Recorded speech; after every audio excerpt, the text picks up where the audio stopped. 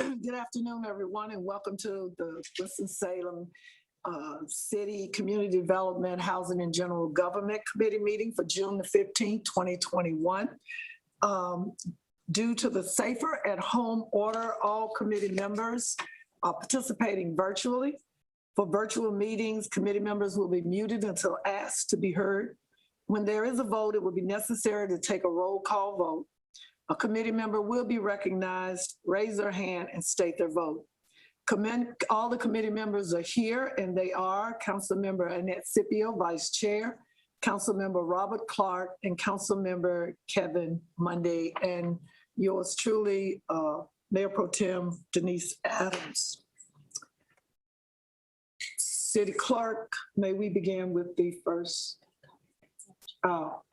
Again, I didn't get much sleep last night. Are there any items to be pulled for the consent agenda? Vice Chair Scipio. You're on mute. Okay, thank you so much.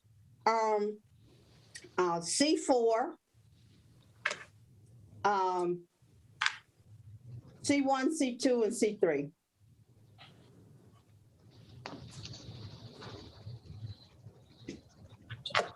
You want 1, 2, 3, and 4? Yes. Okay.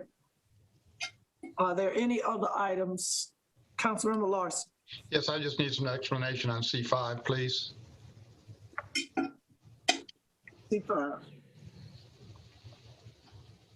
Councilmember Clark, you sure you don't want to hit the other three? If I didn't like you, I would. Could I get a motion? I'll move approval on the balance of the consent items, Madam Chairman. Like it's been, can I get a second? It's been moved and properly seconded by Councilmember Clark, Councilmember Scipio. All those in favor, let it be known by saying aye. Aye. Aye. All those opposed. Oh, I'm sorry. Again, I'll catch up. City Clerk, call the roll, please. Councilmember Scipio. Yes. Councilmember Clark. Yes. Councilmember Mundy. Aye. Mayor Pro Tem Adams. Yes, and the motion passes. City Clerk, please call the first item on the consent. Item C1, ordinance amending chapters 2, 26, 42, 62, and 75 of the Code of City of Winston-Salem. Attorney Carmen.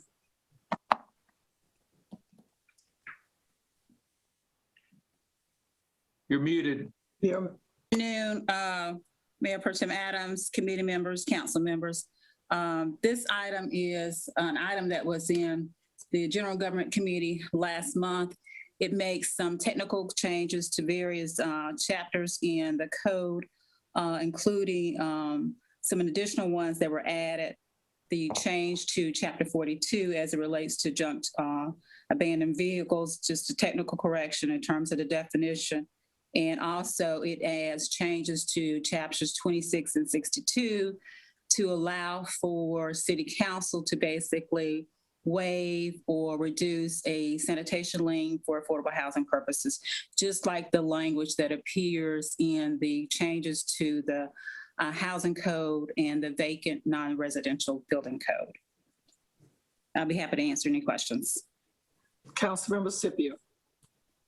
Yes, could you explain the section on city earmarks? I wasn't real clear how that process takes place and what it does. Okay, I'll be happy to defer to Marilena Jensen-Goodhold, one of the assistant city attorneys in this office who worked on the changes to Chapter 75, which I believe is what you're inquiring about. I believe it's, yes, 75404, and it's the very last letter J, looks like. Okay. J. Hello, Councilmember Scipio. I'm sorry. And that's page 9 of the report, the first report.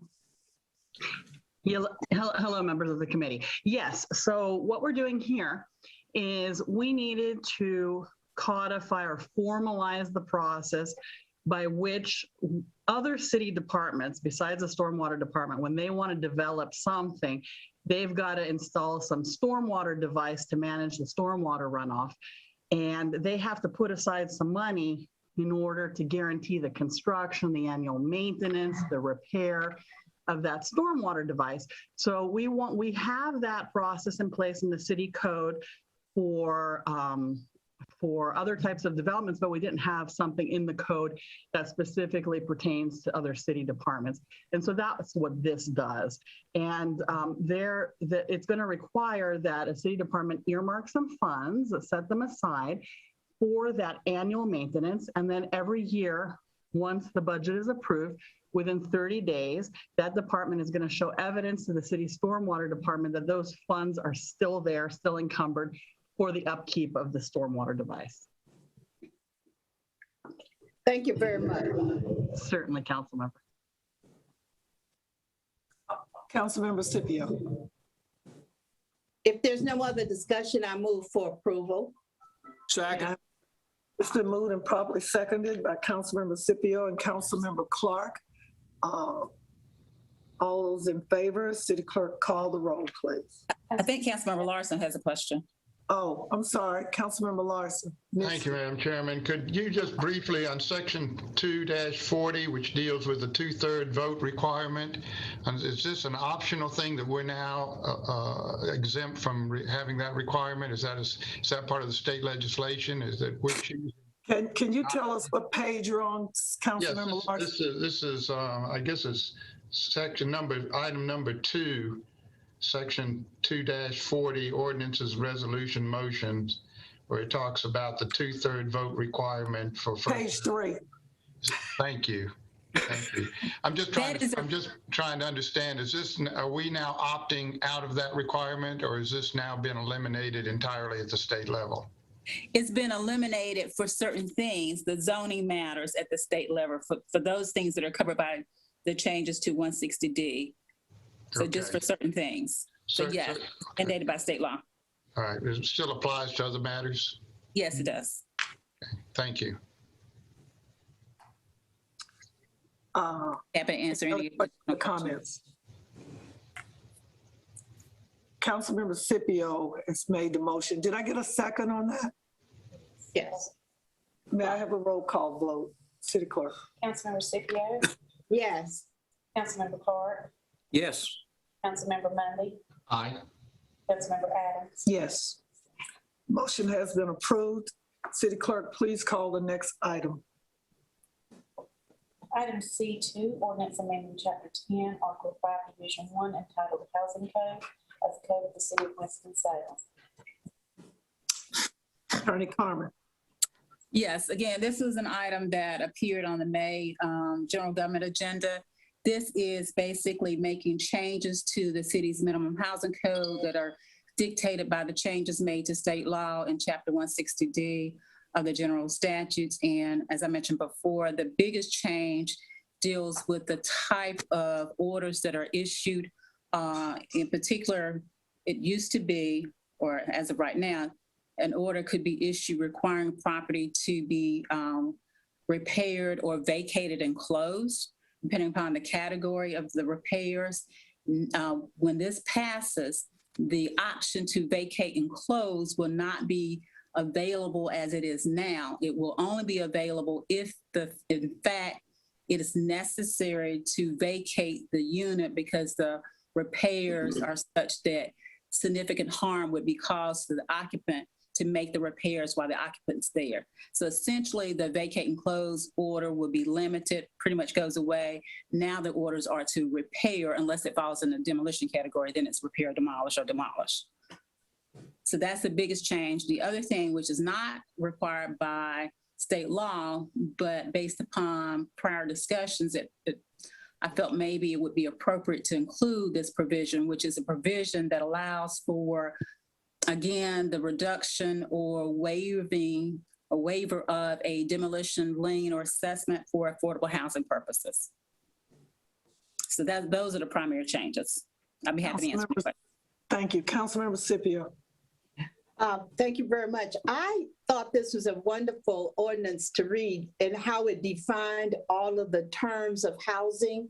But on page 6, one of the additions at the very top talked about a response to blighted or potentially blighted conditions. But I thought that a definition of blight would be important to include in this. I think that definition is somewhere else. And so that was my first concern. It would be great to see how we define blight as a condition. And then I had a question on the next line that says the total aggregate of targeted areas within the city at any one time shall not be greater than 1 square mile or 5% of the area within the city, whichever is greater. And so I was trying to understand that parameter a little bit better. And mainly because I know that over 680 acres of East Winston was demolished through an urban renewal. And so I wondered if this says that only a 1 square mile area could be considered blighted at any one time. I just didn't know how we interpret that language. Let me add that this section is new and it's somewhat cumbersome, but the underlying, I guess, purpose behind this section of the statute is basically to define how a city can go about doing targeted inspections. It used to be that the city could say, well, this particular area, because of certain circumstances, is hereby targeted and subject to inspections because of the conditions and so forth. Now, by the statute, it has to meet the definition of blight, which is defined in the statute. And it also has to be sort of like a limited area. You can't declare the whole city basically blighted. It has to be a certain defined area. And it's that area that you can do pretty much your systematic targeted inspections. So it's a different approach. So it only refers to targeted and it impacts targeted inspections only. Yes. Okay. Yes. It doesn't have anything to do with redevelopment and stuff like that. This is targeted inspections for minimum housing code enforcement purposes. Okay. I do have another question on page 7. This is not an addition, but it is a standard. It has space and use standards, and it's section A. So my question is, would these standards be used in cottage courts, in the size of the dwellings for cottage courts? Is this the minimum criteria that must be met for those kinds of dwellings? I would think so, but I probably need to get with Bruce Bailiff to confirm that, and I'll certainly be happy to get that information to you and have it before Monday. But it's minimum standards, so I would think it would apply to cottage courts. Yeah, that's. I was hopeful because when we were talking about cottage courts, nobody could tell us how small a cottage could be. But I think I was wondering if this is the place that it impacts. Okay, but I'll be happy to get a memo out to council members before Monday with respect to an answer. Thank you so much. Any other questions or comments? Madam Chair, Yes, any other questions? Otherwise, I move for approval. it has been moved. May I have a second? Second. Been moved and properly seconded by Councilmember Scipio and Councilmember Clark. Would the city clerk please call the roll? Councilmember Scipio, Yes. Councilmember Clark, Yes. Councilmember Mundy, Aye. Mayor Pro Tem Adams. Yes. And the motion passes. City clerk, would you call the next item, please? Item C3, ordinance amending chapter 10, article 5, division 2, entitled Vacant Non-Residential Building and Structure Code of the Code of the City of Winston-Salem. Attorney Carmen. Again, these changes are driven by the changes to Chapter 160D in the general statutes. The actual changes to this section of the code, which is the vacant non-residential code, were pretty minor. I did include, which is not required by the statute, the same provision relating to the demolition assessment and being able to reduce or waive that assessment for affordable housing purposes. But I'll be happy to answer any questions. Councilmember Scipio. Yes, Ms. Carmen, page 21, the very last, or next to the last section, vacant building receivership. Could you explain that, please? That is a provision in the statute. I did not put the entire provision in the code because it's lengthy, but I just wanted to make sure that folks realize that it is there. It's a convoluted process by which if housing is determined to be in disrepair under the minimum housing code or under the vacant non-residential code, and council passes an ordinance to that effect, council can authorize a petition to be filed by which you ask the court to appoint a receiver to effectuate the repairs of the property. And then those repairs would become a lien upon the property. I'm not aware of any municipality, because that one's actually been on the books for a while. I'm not aware of any municipality that has used it because it is somewhat cumbersome, but it is there. And I just wanted to put reference to it in the code in the event in the future it is deemed to be helpful.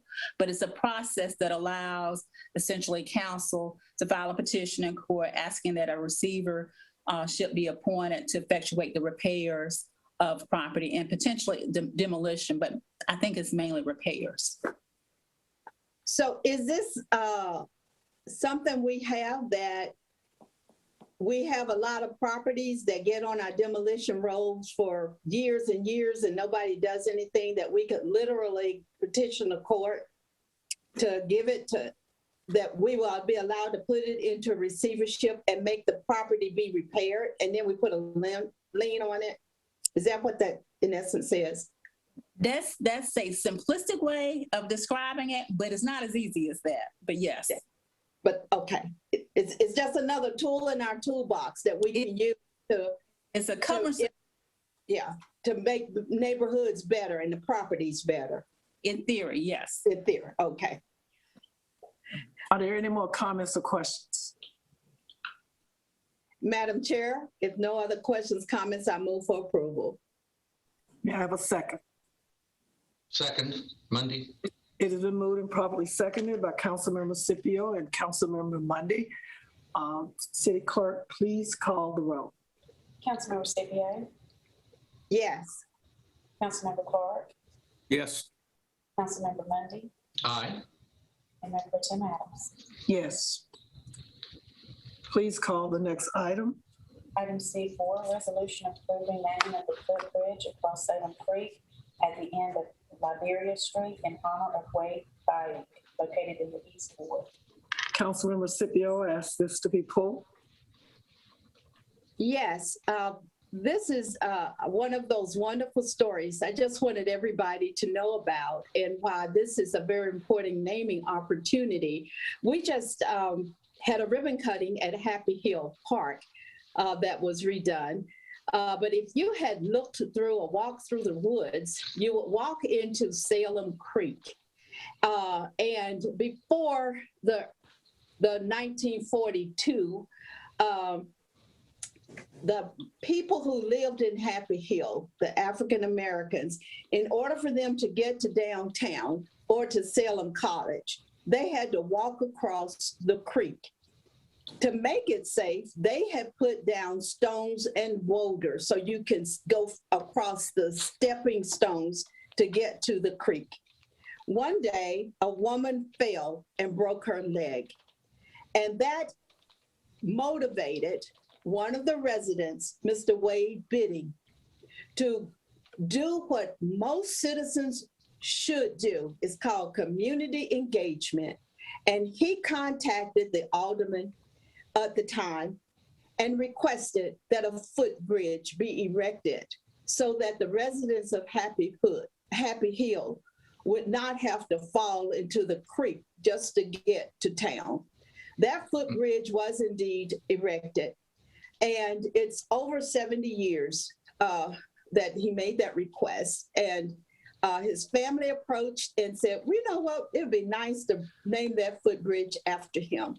And so this is what I'm asking you to do, to remember and recognize his service to the community by naming that footbridge. He was what we call a community activist.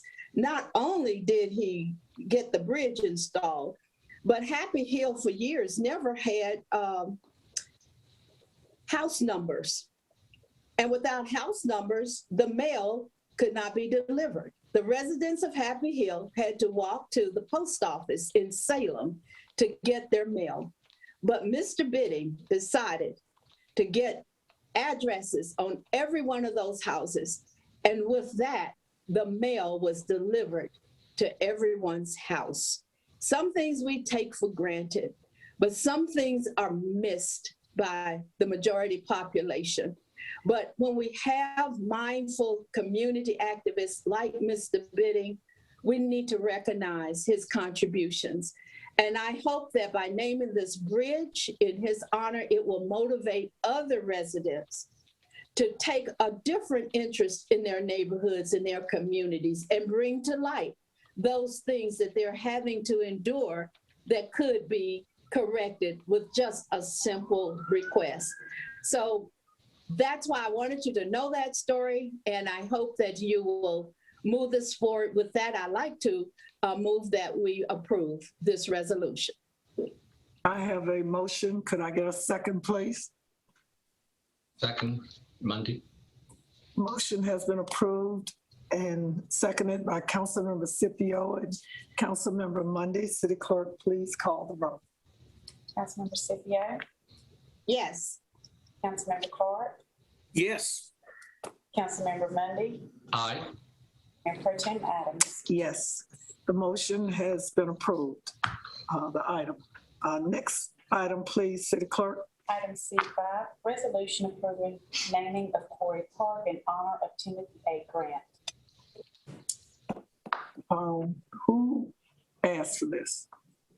Larson. Councilmember Larson. Yes, Madam Chairman, thank you. Those of us who attended the Happy Hill opening last Saturday were reminded again of the contribution made by Tim Grant, who was head of the Recreations and Parks Department for a number of years. I had some contact with him while I was at Old Salem, particularly working on the wooden bridge that was crossing Salem Creek and now has become the site for the Molly Light crossing exhibit. The only thing I'm suggesting here, and I'm pleased that we're honoring him because his contribution is citywide and significant, is I was a little unclear as to what we were going to really call this park. And I was suggesting to this committee that we call it the Timothy A. Grant Quarry Park, leaving the name Quarry in the official description of the park, partly because it is a new park and is just now getting its identity clear, and it is a major attraction. And the idea of Quarry, I think, is still important for us to recognize that while recognizing Mr. Grant's contribution. So I have no ability to make a motion to this committee, but I'm suggesting that that be the official name that goes forward to the council next week. Any comments? Mr. Royston, are you on the call on the meeting? Mayor Pro Tem Adams, yes, I am. Mayor, excuse me, I'll get to you. Councilmember Clark. Yeah. The Light family contributed most of the land, I think, for this park. And I would want their buy-in. To me, if we would name the park after anyone, it ought to be the folks that donated the land for it. But I would want their buy-in if we don't name it after them. Thank you. Mr. Royston. Good afternoon, Mayor Pro Tem Adams, members of the committee. In response to Councilmember Clark's idea that the Light family did donate land to the quarry, they donated, I believe it was around plus or minus 30 plus acres. Their particular donation was on the Walltown end of the park, which allowed us to continue the greenway access from Peachtree through the park all the way to Walltown Street. The original acreage of the quarry that was donated by Vulcan was somewhere around 186 acres. And so I wanted to make sure that that was, so that you knew exactly how much land was donated and what were the original contribution that we received from Vulcan. When I took this item to our Recreation and Parks Commission in May, to Councilmember Larson's point, one of the concerns that the commission had as well was because the name, the Quarry, is so significant with that park, it being a regional destination. And one of the things that they requested as part of this, part of their approval, was for the official naming of the park to be the Quarry at Grant Park. And that was the official recommendation from the Recreation and Parks Commission. It does allow people to continue to recognize the Quarry as the Quarry, but it would be the Quarry at Grant Park, which falls in line with other parks that we have named after former directors, including Hathaway Park and Jameson. So what is the name again? Quarry what? At Grant Park. It would be Is the that a hyphen? Quarry at Grant Park. What's the second word? Is that a hyphen? I can't quite understand it. It's the Quarry at Grant Park. Quarry at Grant. Grant. His last name, Yes. Park. At Quarry at AT. Yes, sir. Okay. Is Councilmember Taylor on the call? I believe that we are at a point where we might need to discuss this some more. If it would be okay with the committee that we hold it in committee and we have some more discussions, some research for clarification. Again, to Councilmember Clark, finding out the Yeah, it's not. Let me Attorney Carmen. let me call you back. I'm here. Yeah, we heard you. We see you. Okay. I'm sorry. I need you, I want to hold this in committee for more discussion because we have 2 or 3 points of view on this right now. On the naming of the Quarry Park, the Grant Quarry, the Quarry at Grant Park, the contributions the Light family made, former Councilmember Molly Light. It's been to the Parks and Rec Commission.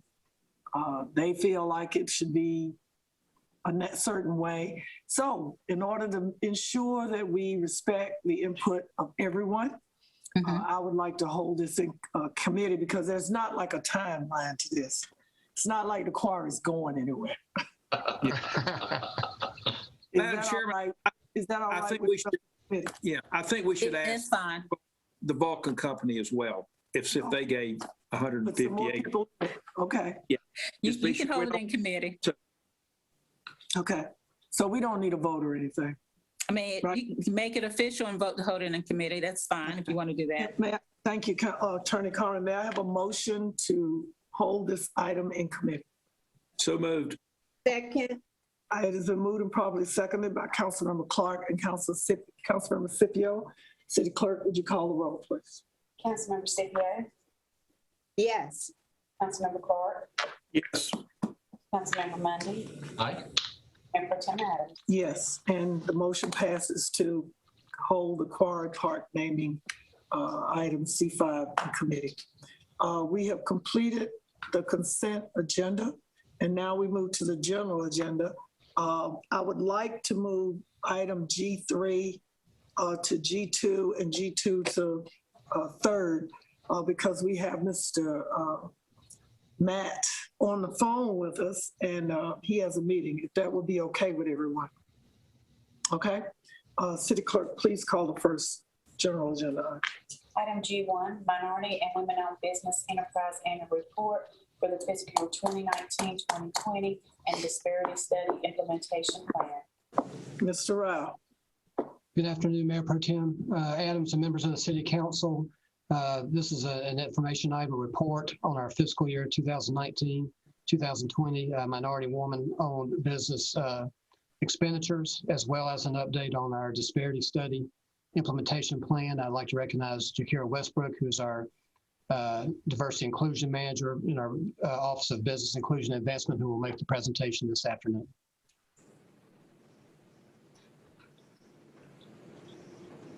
Ms. Westbrook. Good afternoon, Mayor Pro Tem Adams, members of the committee and council.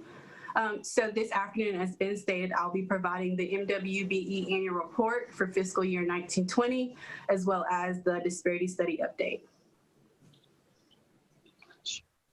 So first, we'll discuss the fiscal year 1920's MWBE spend by vendor ownership. So for fiscal year 1920, the total spend was $190.6 million, with $18.6 million being spent with MWBEs. $10.6 million of that spend was spent with women-owned firms, and $7.9 million was spent with minority-owned firms. There are 4 categories in which we track MWBE spend. That includes construction and repair, subcontracting activity, procurement card spending, and goods and services. So for subcontracting, this accounts for spend paid directly to MWBE subcontractors. And so the total was $7.7 million. For construction and repair, this accounts for spend paid directly to prime contractors for projects closed out during the fiscal year. And the total spend with MWBEs was $1.7 million. For goods and services, this category is essentially like a catch-all category. It includes bulk services, bulk supplies and consulting services. And the total spend with MWBEs was $8.9 million. For P-card spend, this accounts for departments, P-card users who swipe a physical card, and the spend with MWBEs was $201,000. And so the percentages that you see here on the spend account for the spend based on the total spend for each of those subcategories. Next, we'll move on to the disparity study update. So just a quick overview, MGT of America Consulting was retained in March of 2019 to conduct the city's first disparity study. And so that study would determine if there are any disparities between the utilization of MWBEs compared to the availability of MWBEs who are ready, willing, and able to perform work in the marketplace. The study period included procurement activity for fiscal years 2014 through 2018. So next, we'll talk about the goals of the study.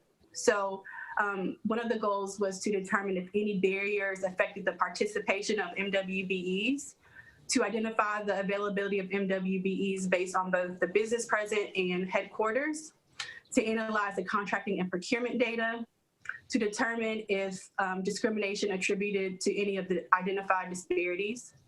The study would also recommend programs to remedy the effects of discrimination or any barriers identified, and to identify best practices for policy recommendations. So the conclusion of the study was that a disparity was identified across all business ownership categories except for non-MWBEs, and that the study provided recommendations for policy modifications to meet the narrowly tailored standard. So next, these are the recommendations of the study, and I'll discuss each of these briefly. So the aspirational MWBE goals, and so this is a benchmark percentage for the city to achieve as a whole. It's an annual goal and not a project-specific goal for each of the categories that we track MWBE spend, which include construction and repair, P-card spend, subcontracting activity, and goods and services. Next is a narrowly tailored MWBE program and market area. So MGT analyzed the data that for fiscal years 2014 through 2018, and $666.6 million was spent during that time. And 63% of that spend is what was spent in what is known as the Greensboro, Winston-Salem, High Point combined statistical area. So MGT recommends that we focus our efforts in this particular geographical area. Next is subcontractor project goals. And so because we have had such success with our construction and repair goal setting process, MGT recommends that we use a similar process to set subcontractor goals for service-related projects. Next is expanded data collection and management. So currently the MWBE staff manages over 120 projects with Microsoft Excel. So MGT recommends that we utilize a software that is being utilized by other peer cities such as B2G Now to track and monitor our projects. Next up is MWBE outreach for informal purchases. So currently, there is the upcoming purchase opportunity form that can be utilized by departments to make MWBEs aware of local bidding opportunities. So MGT recommends that we mandate that form for purchases over $1,000 but under $20,000. Next is the right to audit language in contracts. So during the disparity study, the consultant found it difficult to obtain spend data from prime contractors. And so MGT recommended that we add right to audit language in the contracts to not only require them to retain the spend data, but also provide it to the city. And this has already been completed. Next is on-call services. So currently, on-call service contracts have the ability to have a 5-year contract term. And so MGT recommends that we implement a on-call vendor rotation model that would allow a 1-year contract term with a 1-year maximum extension. Next up is historically underutilized businesses. So MGT recommends that we define MWBEs as businesses certified and approved by the state's hub office definition. And this will ensure that firms are actually owned and operated by minorities and women. The last recommendation is for MWBE staff and departmental liaisons. So for MWBE staff, MGT recommends that the city allocate resources for additional staff to carry out the program's objectives. And then for departmental liaisons, for departments with purchasing authority, MGT recommends that there be a staff to act as a liaison, as a point of contact between that department and MWBE staff. So here is the proposed implementation timeline. And so in the fourth quarter, which is the rest of this year, we plan to continue planning how we'll implement these recommendations. And so after that, if the committee wishes to see how we plan to move forward with these recommendations and the policy modifications, we can bring back an action item for you all to vote on. And I'll take any questions if the committee has any.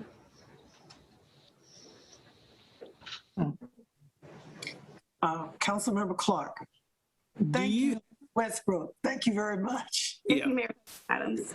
Do you have the aspirational goals by categories, the actual percentages by those? I think it was 4 or 5 categories. Yes, Councilmember Clark, I do. So I can also share it to you all. Just send it to me. That way okay. I'll have it in writing. Okay. Thank you, ma'am. Councilmember Mundy.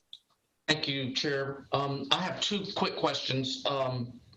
The procurement card services, again, I think you defined that, but I didn't hear clearly what you said. Okay, Councilmember Mundy, that is spend that where the department staff have a physical P card where they swipe their card. So the emphasis is to spend local dollars. So whether it be membership dues or they have an emergency project they need to go pick up something from Home Depot or Lowe's, they're using their card to do so. Okay. And then a broad question, what categories fall into the minority? When we look at MWBE, what all comprises the M? So the definition is based on the general statutes definition. And so for women, that's white, female. And so for minority, it's Black, Asian American, Hispanic American, Indian American. And that's a complete list? Yes. Mm-hmm. Okay. And that is defined by whom? The general state statute. General state statute. Okay. Thank you. And I'm sorry, and I left off socially and economically disadvantaged with individuals as well. Okay. Thank you. Thank you. Any other questions? Councilmember Scipio. My question is, we do a lot of purchasing of vehicles and all kinds of stuff for the city. Is that amount included in our total spending of everything that we buy in the city, the 100 million? Is that everything we spend? And so the MWB is only, it's 9.7%. Correct, Councilmember Scipio, yes. So the bulk purchases such as vehicles is included in the goods and services category. And is our goal 10%? Do we have a city goal? So Councilmember Scipio, there is a 10% goal that is applied to most service-related projects, but for construction and repair projects, the minimum goal is 10%, with five with minority-owned firms and 5 with women-owned firms. If the goal is set lower than 10%, it has to go before the committee for them to approve the goals to be set lower. But we do set project-specific goals for construction-related projects. How about our purchasing part, that good and service? Do we have a different goal for it? Currently, there is no goal for the categories outside of service-related projects, such as your bulk services and things of that nature. But with the aspirational goals that MGT recommends, there will be an overall goal for goods and services for the city to achieve as a whole. Okay. Thank you very much. You're welcome, Councilmember Scipio. Any more comments or questions? I would like to thank Ms. Westbrook and the Minority Women Business Office for putting this together and working through the disparity study that this council, we kind of struggled with a few years ago, but we got to a point where we voted to go forward with it. Again, if Greensboro and Charlotte and Raleigh and Durham and all these other places and Chapel Hill and Asheville had done this, then it was only right that if we're going to benchmark, you can't not follow the market. You can't. You know, we might not be able to do everything that they do, but we definitely need to always be looking at how they do it and try to utilize that same process in the city of Winston-Salem. I look forward to your report coming back on a regular basis as to where we are with this. Again, I think it's very important, particularly being where we are right now in America, trying to come out of this horrible virus. Businesses coming to a stop, revenues being shifted and down. We have to make sure that everybody has an opportunity to at least come to the table and participate in the process of procurement with the city of Winston-Salem. So again, thank you very much. I'm looking now to see. Is this for information, Mr. Rao, or do we need a vote to accept it?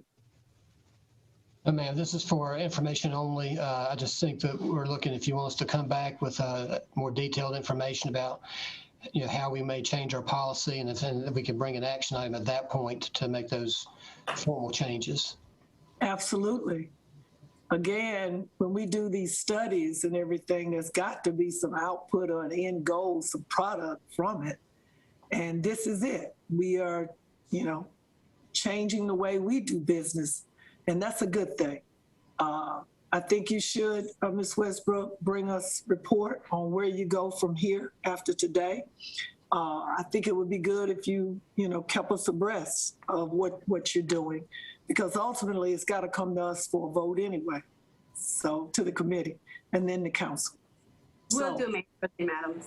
Looking forward to hearing from you. Thank you again, and the staff. Thank you. Thank you. City Clerk, next item, please. Ip3 Resolution adopting the final report on the For Every Home Program initiative and authorizing implementation of the report's policies recommendations. Mr. Rao. Yes, good afternoon again, Mayor Pro Tem Adams. So Ms. Marla Newman, our Community Development Director, is going to present this item along with Matt Weber with the Ground Solutions Network. So I'll just recognize Ms. Newman. Thank you. Thank you. Good afternoon, Mayor Pro Tem Adams, members of the committee, members of City Council. Again, Marla Newman, Community Development Director, and Matt Weber with the Grounded Solutions Network. I'll ask Ms. Martin if she could put up the presentation for me, please. Thank you very much. So I'd like to start off by thanking you all for taking the time to hear about our final report with the For Everyone Home Initiative.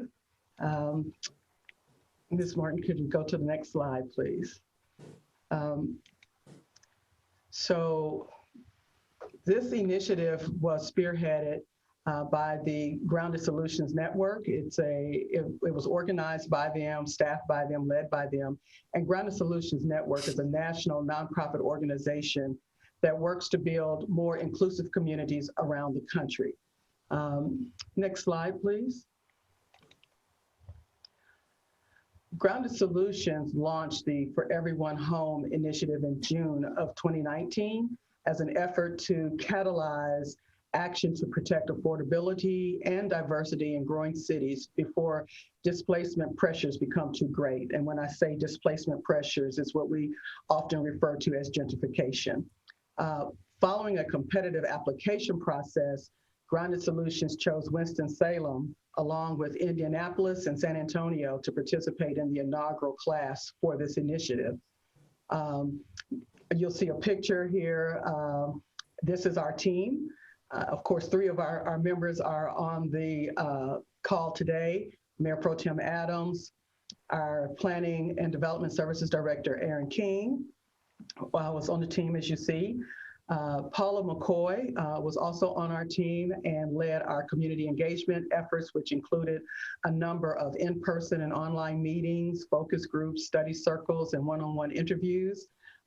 Not pictured in our group is James Perry, who is the Winston-Salem Urban League president. And then, of course, yours truly was a member of this team. Let's see.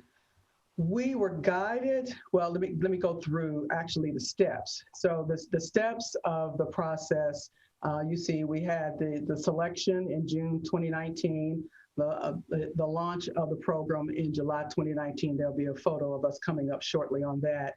And then the first actual work began with a needs assessment. And so in that first phase of the needs assessment was designed to understand what displacement and inclusive growth challenges Winston-Salem was facing. We went from that to a second phase, which is where we generated ideas around how to address those challenges and potential challenges, and made a collection of what we thought would be the most promising ideas that could be used to create what we would call an inclusive growth and anti-displacement agenda. And then in the third phase, we took one of those ideas from that agenda and developed an action plan for implementation. It was last year, just about this time, that we actually brought to you the rough draft of the inclusive growth and anti-displacement agenda. And so what was remaining was us identifying what would be the item that we thought was the most promising to go with immediate action. Next slide. Throughout this whole process, we were guided by a set of core principles or core values. And in particular, we were looking at how we focus improving local housing policies and programs using a racial equity lens. And it also meant that we had to center our engagement with individuals and communities who are or would likely be impacted by displacement and related policies. The initiative builds on Grounded Solution Network's national experience in crafting affordable housing solutions that last for generations. So sometimes you hear us talk about lasting or long-term affordability. Those are some of the key principles that we were looking for. But we also emphasized peer learning through in-person and online gatherings with some of those peer cities, Indianapolis and San Antonio, and had a variety of training sessions with those individual team members. And a lot of those experiences we had were led by subject matter experts who were from around the country. Next slide, please. And so, as I mentioned a moment ago, we kicked off our gathering with all 3 cities meeting together in San Antonio in July of 2019. Next slide. So in the months that followed, Grounded Solutions provided, again, a variety of training and peer learning opportunities. You'll see a list of some of the issues and policy concerns that members from each of the cities brought to the table that we wanted to discuss and learn about, because these were individual issues that they were each facing. Next. So with the needs assessment, as I mentioned earlier, and just a quick recap of that, which was presented to you about a year ago, we looked at the racial equity gap that exists here in Winston, and that looked at primarily issues around income, wealth, and opportunity. We looked at also some of the historical causes of that gap, with a particular emphasis on the role that government policies played in fostering inequities. We looked at what we call the racial equity dividend, and that is, what would the benefit be? What would Winston-Salem enjoy if it were able to close that gap in terms of greater prosperity for the whole community? Areas of concern that then emerged from this analysis included, again, growing displacement pressures, the need to build a more inclusive community, affordable housing at risk of loss, poor housing conditions, high eviction rates, wealth, opportunity, and just our policy history. So those were some of the items that we all looked at in that needs assessment that we knew needed to be addressed to make sure we had an equitable housing policy and long-term affordability. Next slide, please. So if we just take a moment and look at displacement pressures, we looked at potential policies that could be addressed through council, and there will be some that may even have to be addressed at the state legislative level. But looking at some proposed policies, they could include establishing an affordable housing trust fund, requiring lasting terms of affordability when the city provides significant subsidies for housing developments. There's already been some talk about that. Supporting the establishment potentially of a community land trust, strengthening the city's inclusionary housing policies to better incentivize the production of affordable housing. And then the last agenda item that could address displacement pressures was potentially establishing a land banking program. Next slide. Around building a more inclusive community, we looked at several policies, again, from land banking to zoning reforms, to even improving the Housing Choice Voucher Program and creating stronger fair housing protections. Next slide. Preserving affordable housing. Of course, you see the 3 bullets there. And we know that we are at risk of losing significant amounts of affordable housing as market prices increase and affordability requirements expire. And when we talk about affordability requirements expiring, there are a number of multifamily developments throughout this community that have covenants that require that they stay affordable for a certain period of time. And a lot of this is tied to financing, for instance, like low-income housing tax credits.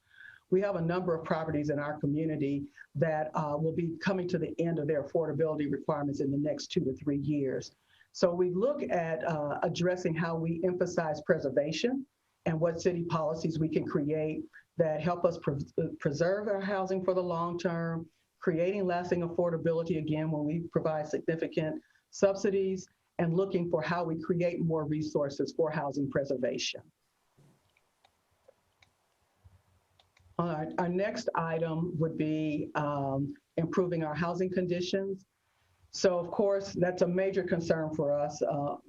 You'll see an item here on our agenda coming up on our rehab program, but really getting a handle on the size and scope of our housing conditions is difficult. It's a huge problem. One of the things that we would recommend is that the city actually conduct a citywide housing condition assessment. We piloted one in a limited part of town just to kind of get a sense of what we kind of see at that street level. And we saw a variety of issues from damaged roofs to broken windows to slanting porches. And so we figured that a citywide assessment could help us target aid to homeowners more strategically and help them address these issues, especially in some of our lower income neighborhoods. And then we also would recommend a change in state law to what we call a performance-based landlord licensing system. It would allow the city to play a greater role in ensuring that rental properties meet minimum health and safety standards, so meet our minimum housing code. And in other communities where some of these have happened, there's a small fee for an inspection, maybe every 2 to 3 years. And those fees help to actually underwrite the cost of implementing the program. But it is a method of ensuring that housing, especially our rental housing, is fit for human habitation, because that is a concern for us here. Next policy item is how we reduce the eviction rate. We knew that even before COVID-19, Winston-Salem had a very high eviction rate compared to other cities, not only in North Carolina, but even similarly sized cities across the country. So we would propose in our policy agenda a suite of policies that could also potentially help lower the eviction rate here in Winston-Salem. After looking at the various policy recommendations, we moved into that final phase, which was how do we look at an action plan to bring one of these potential policy recommendations to light. And so the team agreed that a land banking and lasting affordability action plan made the most sense in the near term. We figured it would be the most impactful and, again, the most implementable. To move the ideal forward, of course, we propose a number of steps to make this happen, and you see the various steps here on the slide. One of the things that's interesting, though, in looking at the land banking proposal is when we look at the number of properties that the city has to mow and clean and maintain over the course of a year, and especially during what we call our high season or busy season like now, we have well over 500 properties that are on what we call our chronic violators list. And so we have to actually contract with third parties to mow and maintain those over the course of the growing season. So in many respects, we're functioning like a land bank because we're taking care of property that we don't own and is costing the city significant sums of money. And so one of the ideas is, what do we put in place that enables us to get control of those properties and then look to how we can convert those properties into productive use as affordable housing. So that's part of the theory behind looking at establishing a land bank. And so, of course, there are a number of action steps that have to take place before council can formally do so. And so as part of this action plan, we would be looking for the approval to start the process of researching and providing a list of information for you that would help you in making a determination whether to formalize the work that we're already doing informally.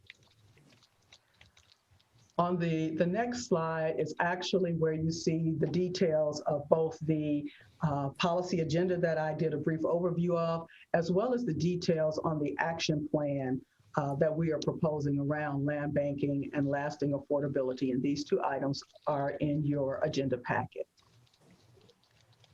And with that, that concludes the presentation. And certainly I can answer questions. And Matt Weber, our technical assistance provider, and I'll tease and say our great leader for this project, is on the Zoom meeting with us today and is available to answer some questions as well. Thank you so much. Matt, would you like to make some comments? I don't have anything to add other than an appreciation for, having been called in to work in Winston-Salem. Really excited to have built such strong relationships in the city. And yeah, I'm hoping that, there's some legs to the work we've done, and at any point in the future that we can help move that work forward, happy to do that. I want to call on Councilmember Clark and then Councilmember Scipio. Couple of questions. The city owns a lot of property. Every couple of years when we get a new council member, we dig out all the plans and show them. I think it's in the hundreds of pieces of parcels of land. Many, if not most of them, are not buildable. They could be a little sliver of land. I know we got one that's 4 feet long, 4 feet wide, 50 feet long. I don't know what you could build on it. But anyway, we have identified, at least the last time we looked at it, I'm going to say easily probably 100 potential lots. And that might be a little high, but I think it's in that range. To me, it isn't so much a question of land banking as it is finding someone who will build on them. And especially if you're looking for affordable housing, you're normally going to have to subsidize the building to get the prices down. So my first question is, we seem to have lots, but we don't seem to have anyone to build on them. Your thoughts, Ms. Newman? Well, I think part of it is a strategy for how we get the lots built upon. I think that's one of the missing pieces for us. And the idea is that with these policy recommendations, as well as the work we did around vacant, abandoned, and deteriorated properties, we take this information together and use it as a springboard for actually creating a housing plan. So if we look at the lots that we currently own, we also look at some strategic acquisition opportunities, which is also important because we also need to target some of our affordable housing development in locations that have good transit and services and the like. So if we do targeted acquisition, we look at our key pieces of property that we currently own, we look at the property that we're already caretakers on and bring all that together. Then we say, all right, now, how do we go about building and starting to address the thousands of units of affordable housing that we say we need? But I think for us, it's about now creating what that actual strategy will be for how we develop.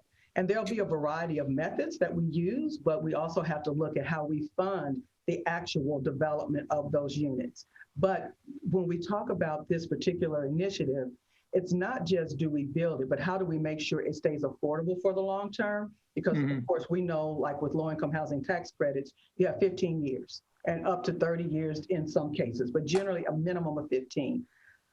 To make sure we don't, as I think Matt said once before, we don't get on that hamster wheel of creating affordable housing, and it's affordable for 15 or 20 years, then it goes to the market, then we got to create more affordable housing. That's when we start talking about the lasting affordability. And when we're looking at the utilization of city-owned land, then do we start to look at longer periods of affordability, like 50 years, say for instance, if it's multifamily and we're going to sell the land, or if we're going to lease the land for multifamily, maybe it stays affordable for 99 years. But what do we do to get off the hamster wheel and make sure that as we develop affordable housing, it does in fact stay affordable for the long term? Now, are you talking about multifamily, single, or both? And are you talking about rental or ownership? With multifamily, largely I'm talking about rental. Of course, yeah. Yes, but there is also that opportunity, and we will be looking at those strategies for developing single-family ownership that's affordable as well. The biggest need, however, coming out of the housing study and needs assessment that we received in 2018 was around affordable rental. But there is a need for affordable ownership as well, and any housing plan we come up with will encompass both. Okay. Second area, and I'll try to be quick on this. I have 3 children that at one time all lived in very large cities, New York, Boston, Chicago type places. I knew what gentrification was there because, and you can take South Harlem in New York, that used to be a Black neighborhood. You know, Bill Clinton had an office up there. It is definitely changing over. But I struggle with that term in Winston-Salem because I can't think of a single white neighborhood that used to be Black. Not yet. Not yet. Not yet. And so that's the whole reason for saying anti-displacement policies, because we're looking towards the future. So as we look at the redevelopment of portions of downtown and then what we call downtown adjacent neighborhoods, those are the areas where you're likely to see more of the demographic changes. And so when we look at these policies, where are those areas that might be a natural place for downtown to expand to? Well, now you're talking about expanding into neighborhoods that are historically and culturally places where people of color have resided. And so what are our policies that we will put in place to protect those neighborhoods from that turn that we don't see yet? But if we are to look at what the trends are in other cities around the nation, we are certainly poised to go that route if we don't intervene now. The challenge I have with that, another term for gentrification is somebody fixes up their house and it's nicer and therefore it's worth more. And the higher your price of your house is, the more people can't buy it. I mean, every dollar it goes up, somebody else gets eliminated. But I have a hard time saying that our goal is to keep neighborhoods segregated, for example, or not people please. One way to keep the gentrification out is don't fix up the homes. Then nobody wants to live there. I just struggle with this whole concept. And I will pick my daughter who lives in Boston, and I feel sure the neighborhood she's in used to be something different. I'm not sure what. I don't know that history about Boston.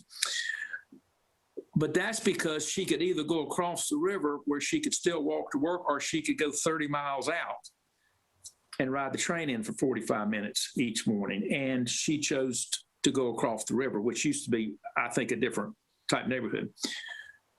But I just struggle with, how do you encourage people to fix up their properties and not invite other people to live there?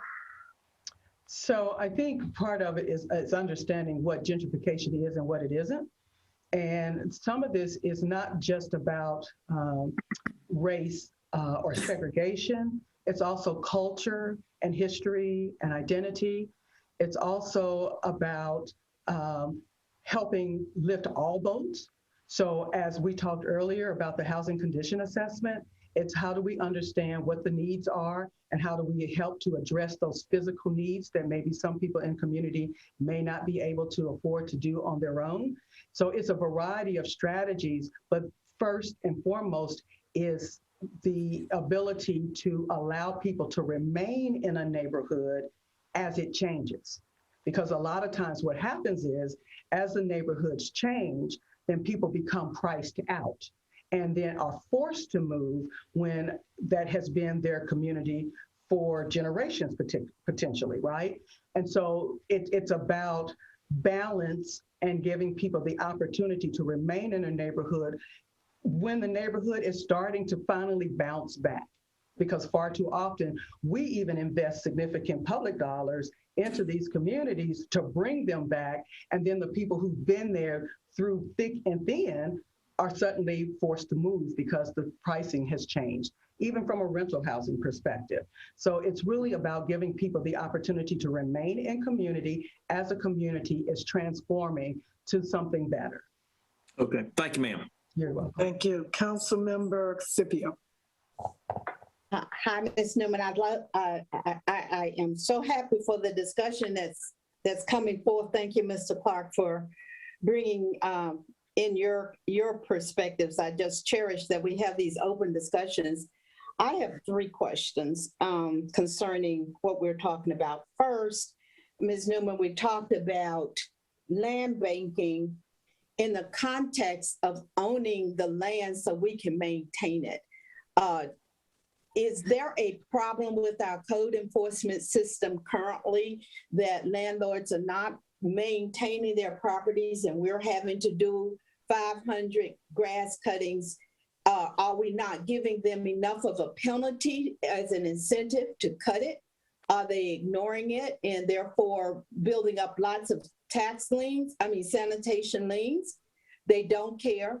And if that's the case, then should we be looking at options in terms of what we need to do to assess them or acquire their property if they don't maintain it through receivership? Well, actually, so yes, we have a lot of people that are not taking care of the property. We are putting liens on the property for the cutting that we do every year. Those liens have become quite extensive. It has not motivated or incentivized a whole lot of people to move. The idea, though, is with the land bank, we do a particular type of foreclosure in partnership with the tax assessor's office so that we become the owners, and then we take that property and put it into productive use. So it's more than just being a caretaker. We actually would go through a legal process, and Attorney Carmen can speak to the mechanics of that much better than I can, but we would actually become the owners and then turn that property over so that it can be developed into affordable housing for the community. And we get rid of so many vacant and abandoned lots that are right now dotting our communities and are a real blight on them. I was hoping that goes back to that consent agenda that we talked about, where we have the ability to go to court and to acquire these properties. But I think we need to actually put into place, if we don't have it, a way to either assess the owners so significantly that they will take care of the property, or then we at some point can acquire the property so it's no longer a blight. I think it's absurd if the city is cutting over 500 pieces of property every season because people aren't doing their due diligence of what they need to do. I think that's a problem. And I think we really need to look into that strongly. And because I think our court enforcement people go out and tag them, but it's not working, because I have people say, this is something I have to do every year. It's been 10 years. The grass grows and I have to call in and y'all got to come and cut it. Can we do something about the people who own the property? So I think that's something that we need to consider, because that, to me, is not good use of our resources, of our staff. And we need to put a little more pressure on those landlords who are trifling. So that was my one question. Number two question is Councilmember Scipio, can the attorney speak to your first question? Attorney Carmen. Okay. In terms of the receivership process, that does not unfortunately apply to sanitation liens.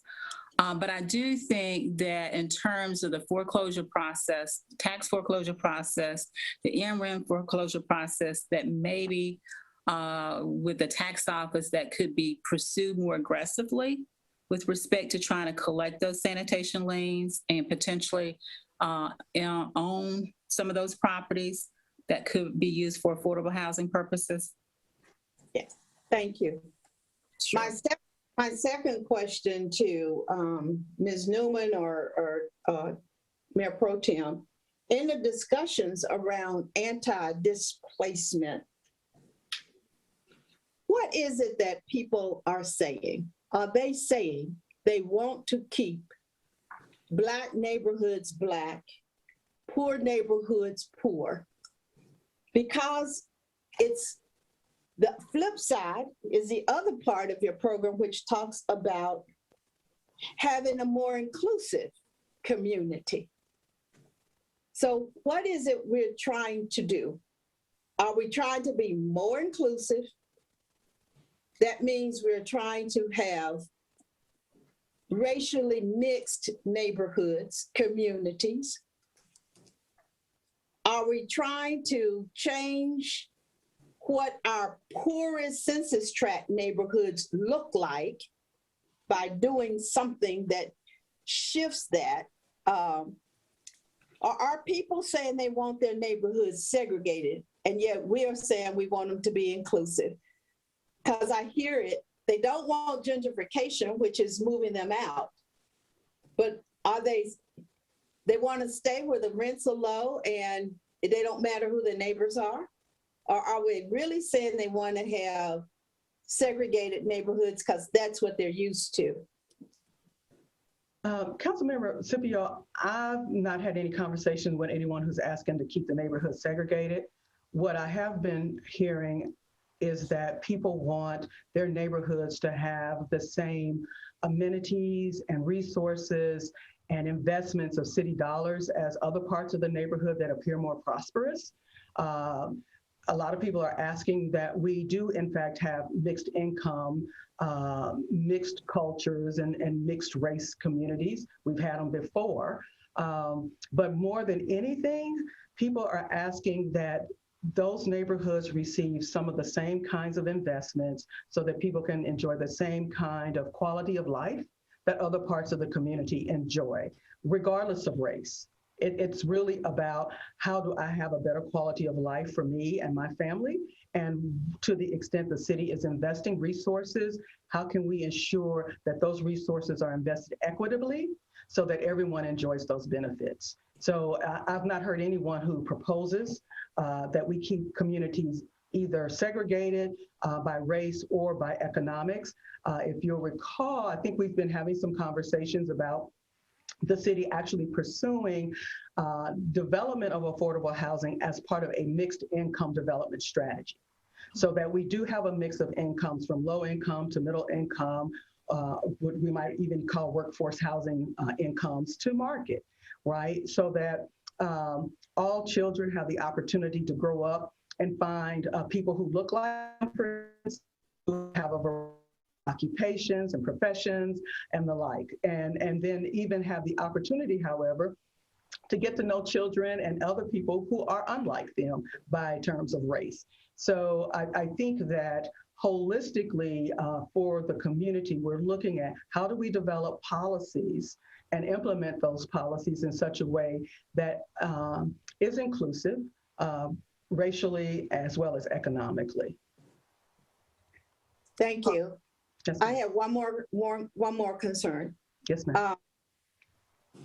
What I didn't see in this report as it relates to community and neighborhoods is having an impact on building the people who are there now, building them up so that they are mobile, that they can move to better housing or higher rents or better mortgages.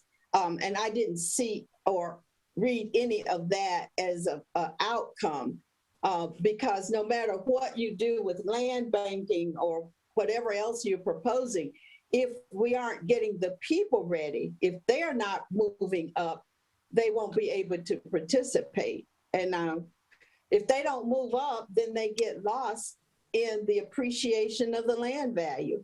We want our neighborhoods to appreciate in land value. And I don't want us to do something that inadvertently suppresses the value of communities because we've restricted them in such a way that natural appreciation does not occur. It's still suppressed because of what's in the neighborhood. So just would like to hear more about or have some feedback, not in this meeting, about how do we build the people and get them ready for more economic mobility and so that they can stay where they are if they want or move up or move out. Matt, would you like to chime in on that? Okay. You're on mute. There you go. Thanks. Yeah, and I appreciate you raising that, Councilmember Scipio. And it was actually a conversation we had in some of our very first meetings when we got together as a team. As an organization, we are a housing organization. This was a housing initiative, but everyone at that table, and I would say particularly James Perry from the Urban League, was, cognizant and concerned that like we need to do more than just housing. Certainly housing is central and fundamental to people's ability to kind of participate in all the rest that of the opportunities out there. So it's one of those cornerstones, but you're exactly right. We do need to look at the rest of life. What else can we do to kind of build on that? And I hear you saying, I don't need you to solve that in this report, but I do need the city to be talking about that, and I think it's something worth raising. Marla, you want to add anything? Matt covered it. Thank you. Thank you. Councilmember McIntosh. I think as this conversation demonstrates, affordable housing is a really complicated issue. And I think what that is at the base of it is poverty. If we weren't experiencing the levels of poverty that we were in parts of the city that we are, we wouldn't be talking about affordable housing like we are now.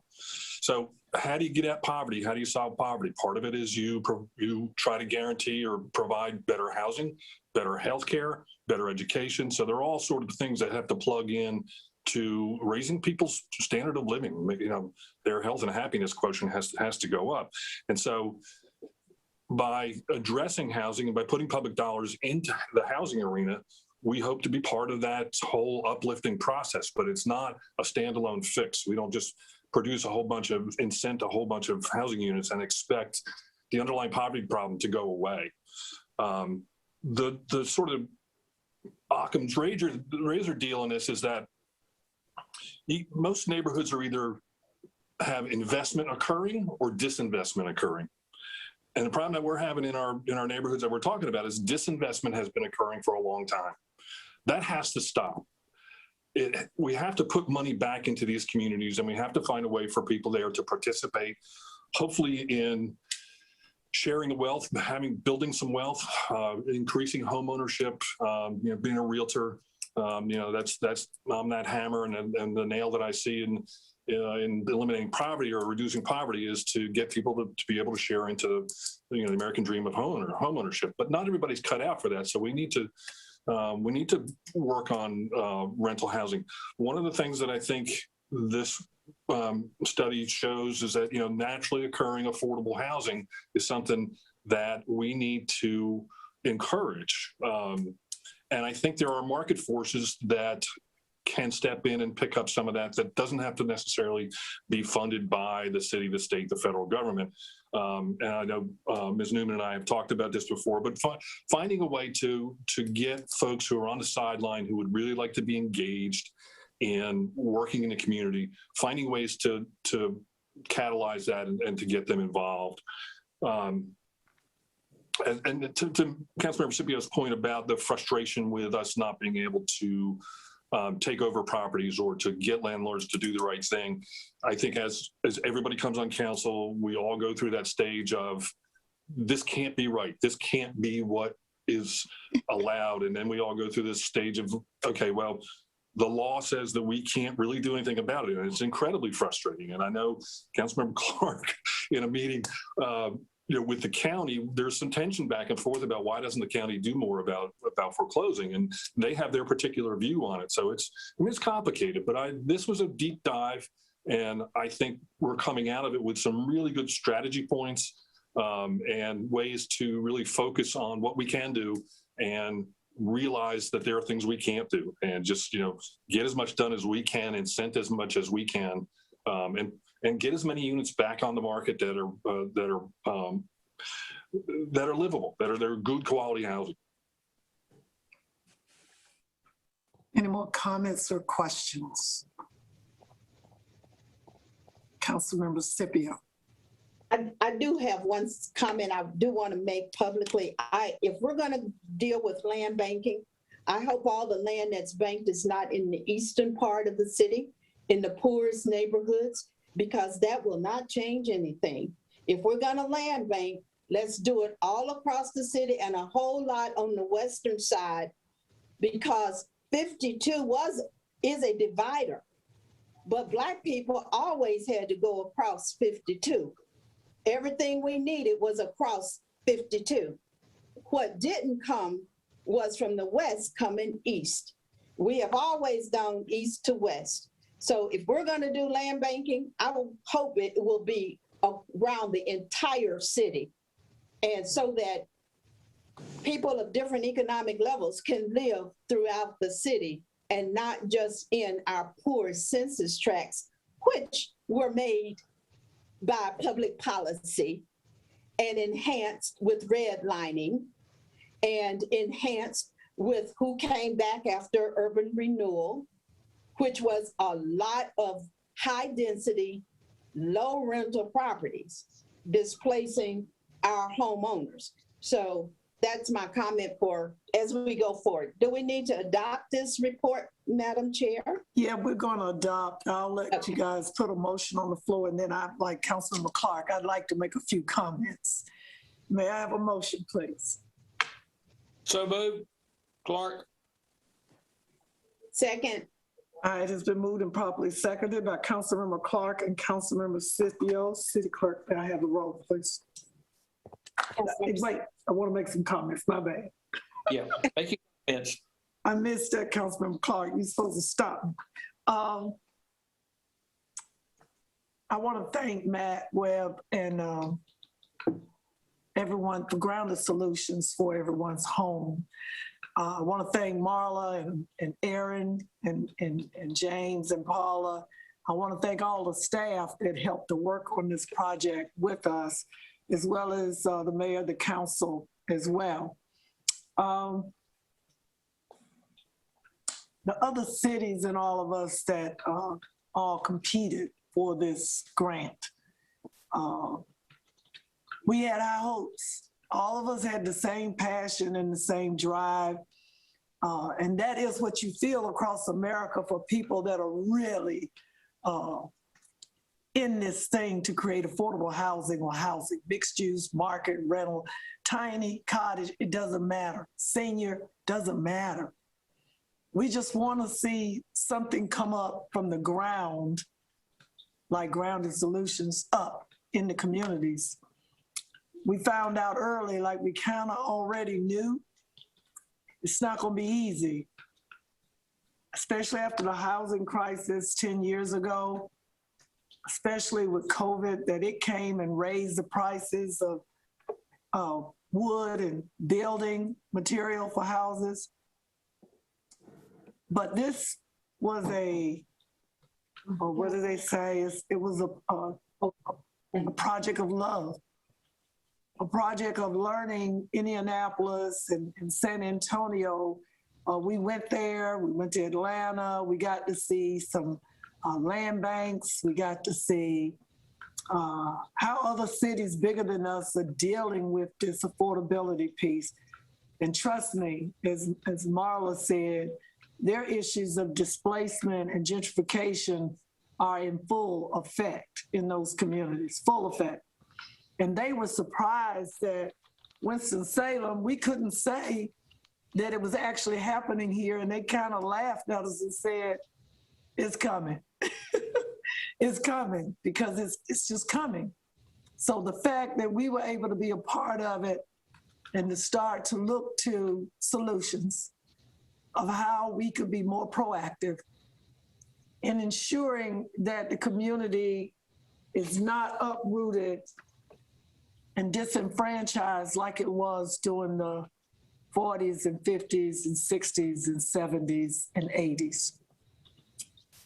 I think what we have here is an opportunity. Again, we knew Councilmember McIntosh was on general government with me a while back. And we knew that we needed to start putting together tools that we could work with. There would be no right way to get this all done. It would be a series of ways. And that's what this study, the assessment study, as well as this study and some other things that we've done, it starts to narrow our focus as to what we need to do as a council and a city to move the needle for housing, period. I look forward to the challenge, but the challenge is, as we know, is government can't do it all. And if we don't or aren't able to persuade some of our, how would you say it, those that are better off than a lot of people in this city, to start buying into the dream that the city, again, is better when we all do better, when we work to be better together. Government can't do it all. The people have been asking for land banks. We did a survey and a study, and we had study circles and people telling us, and different nonprofits, and NBN, everybody, Boston Thermal, we had everybody that played a part in this deal. And it was a sampling. We did a sampling of houses. an assessment of houses in the East Ward near the Choice neighborhood, Cleveland Avenue area. And as Marla said, again, we found out just from that small sampling. Marla, how many houses did we do? Do you remember, Matt or Marla? Did about 1,200 single 1,200. homes. Mm-hmm. And we knew it was going to be what it told us. The picture's not good.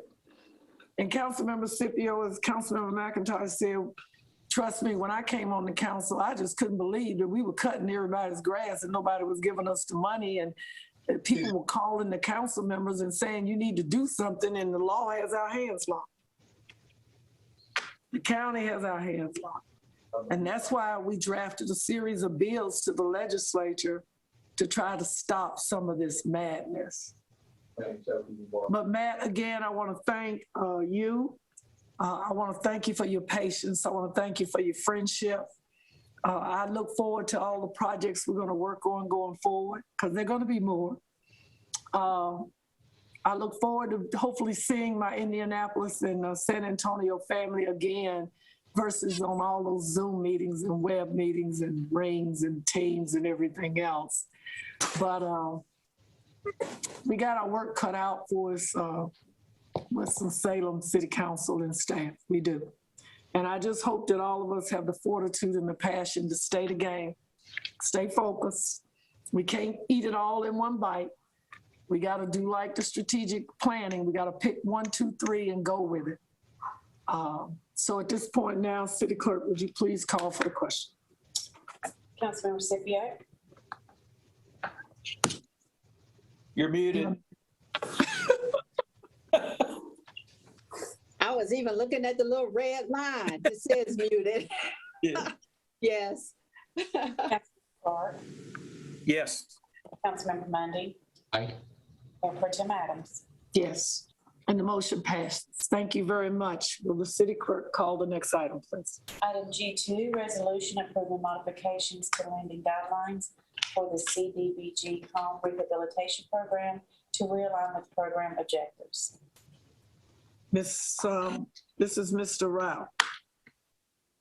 Yes, Mayor Pro Tem Adams. Again, I'll recognize Ms. Newman, who will present this item. This is a CARF to present some potential modifications to our housing rehabilitation guidelines. Ms. Newman.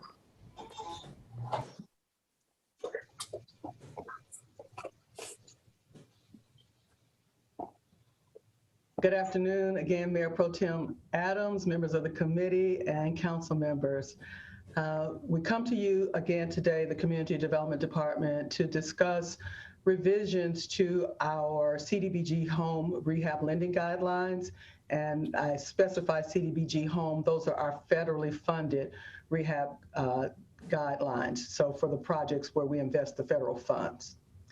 The primary objectives of the program you see here, first and foremost, and I kind of referred to this in the previous council item, is to ensure the health and safety and general welfare of the owners of housing in our community. The rehab program is an owner-occupied program. So this is where we actually provide improvements to homes to help correct any conditions that are detrimental to public safety and health and the general welfare, of course, to arrest deterioration of property and preserve the city's stock. Next slide, please. One of the things that we've been very earnest about is continuing to look at our programs to understand how well they're working, where there are opportunities for improvements and enhancements. And we've done this with our rehab programs. If you recall, a couple of years ago, we came to you and asked, could we raise the cap, for instance, on how much we were able to spend to rehab homes, because we were finding that the original threshold of $45,000, we weren't able to address a lot of the issues that we were encountering. So again, we continued even since that time, and with your blessings, to raise the cap. We didn't rest there. We continued to look at the programs. Are there other ways that we can improve? We also took the extra step of checking in with our peer cities to understand what they were doing and how their programs were operating as well. Next slide. One of the things that we found most often, and this is largely based on the kinds of requests for assistance that we've been receiving, we found that homeowners usually came to us with these 5 major systems. And we found that these kinds of needs are those things that are most likely to contribute to the deterioration of a home. And so we thought it was significant that we found this repeatedly in so many of the applications that came to us, some as emergency repairs, but then some who just came to us and said, we need improvements to our homes. Next slide, please. So then, like I mentioned, we reached out to our peer cities. So you see, we talked to Greensboro, High Point, Charlotte, Raleigh, and Durham to see what they're doing. And much like we're about to propose, they actually have a very limited focus with their programs as well. They primarily look at those health, safety, emergency issues, systems failures, covering the same kinds of items that we're bringing before you today. Next slide. Looking at the benefits of these modifications, one of the challenges that we found many times when we tell individuals that this is a loan program, people don't want the debt, especially our seniors, which is understandable because the deed restrictions that are on the property when you take on this debt usually last far longer than what you might think would be the useful life of some of the repairs. We've also found that when we've done the more extensive kinds of rehab, that it takes a long time. Sometimes we have to relocate the person out of their home. Well, the cost of that relocation is added to the loan.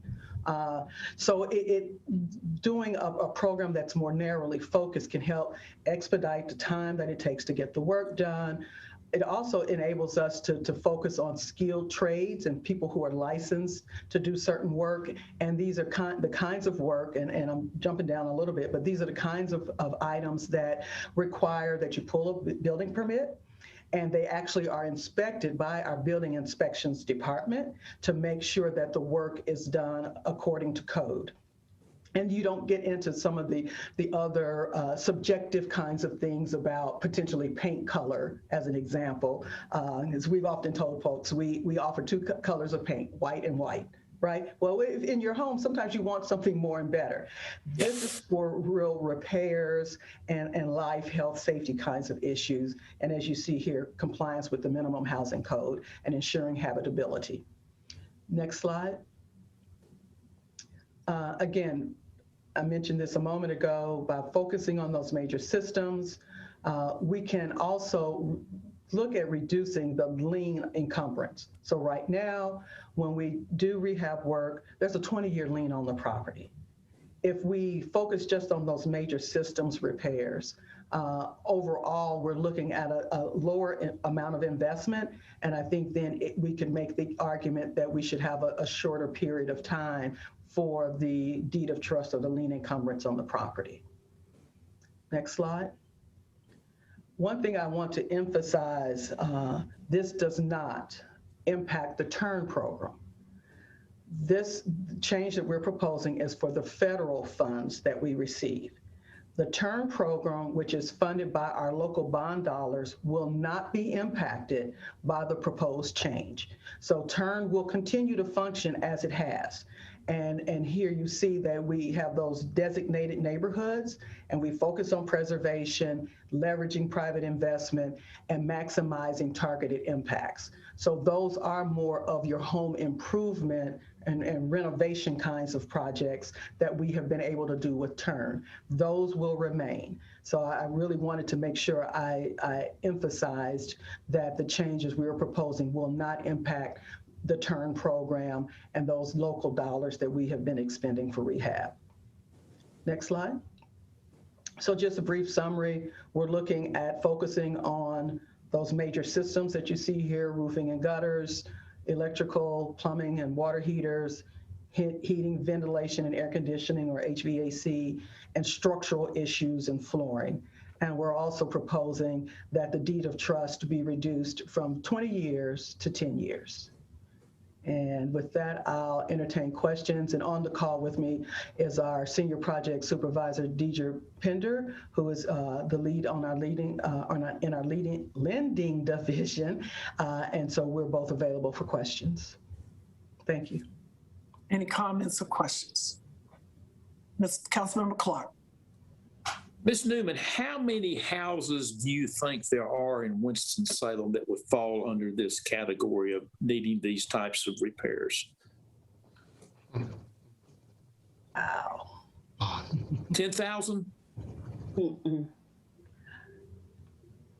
That's a hard thing for me to guess. I would say in the thousands for sure. I don't know that I'd say 10. I'm not comfortable going that far, but I would definitely say in the thousands. Say 5,000.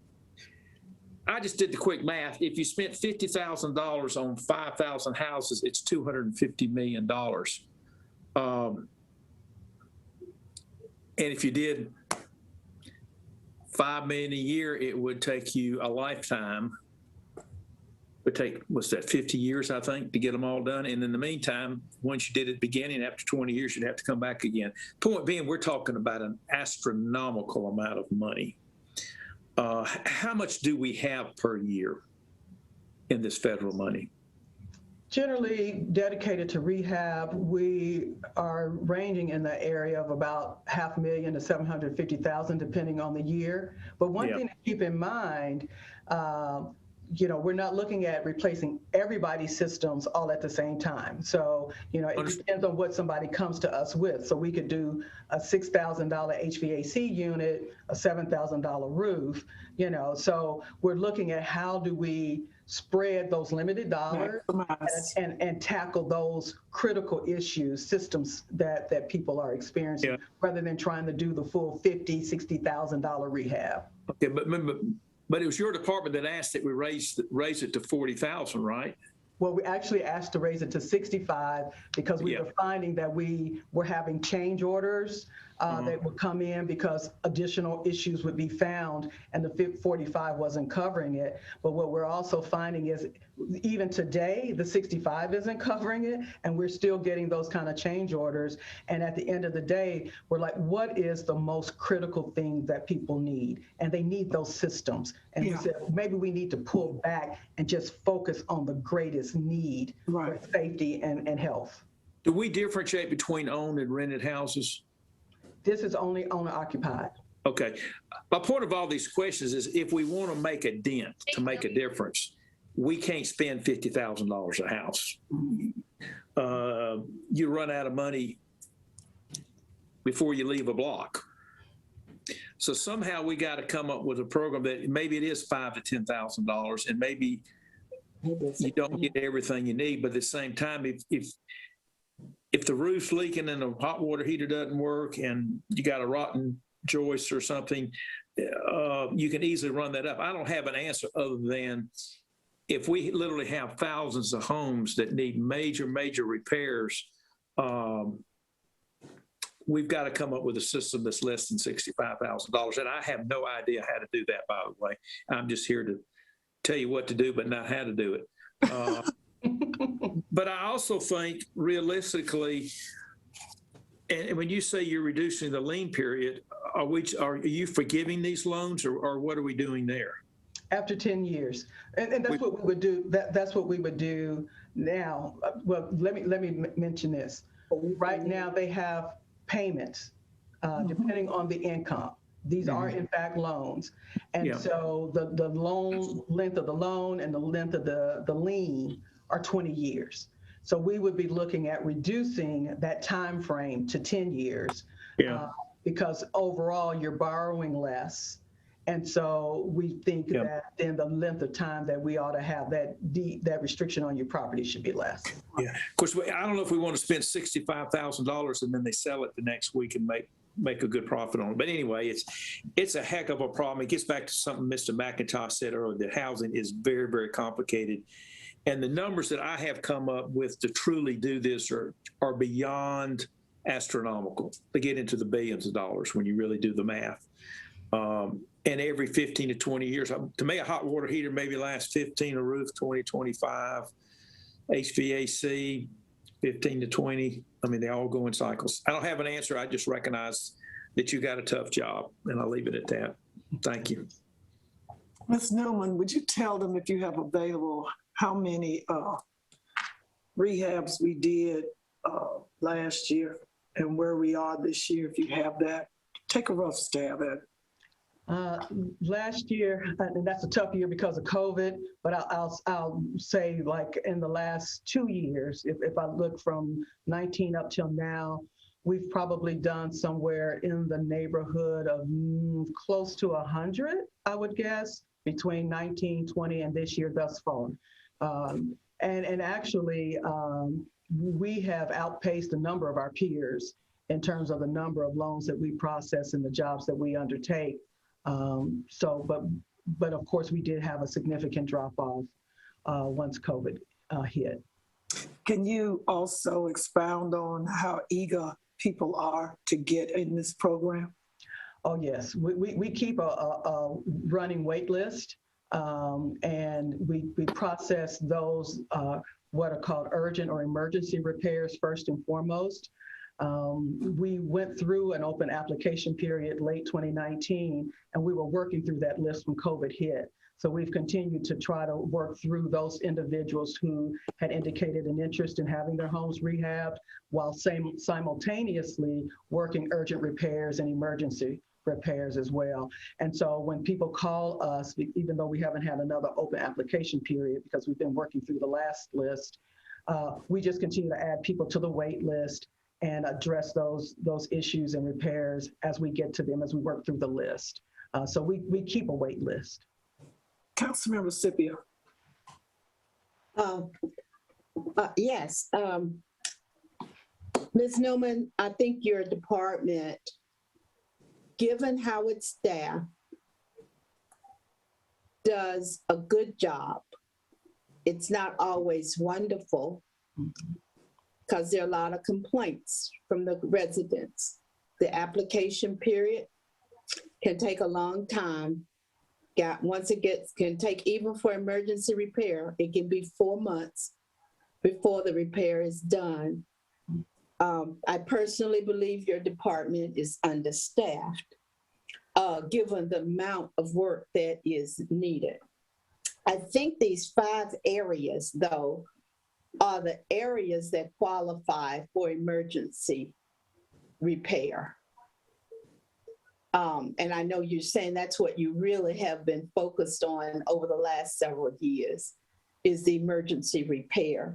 So I certainly believe that's what you should focus on, because these emergencies do come up. And I have personal experience with dealing with your department with emergency repair and the rehab process, which is a much longer thing. The status of TURN, I don't believe you have been taking TURN applications and doing anything in that area for a while. Is that right? We've not done a dedicated push for TURN, but when we did our open application period, we opened it up for any application. Yeah. So we may still have some that we are working through on that list that are actually for TURN.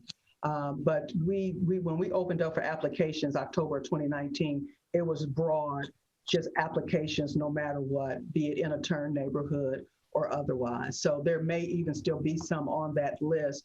And Ms. Pender could speak to that perhaps if we still have some on the list.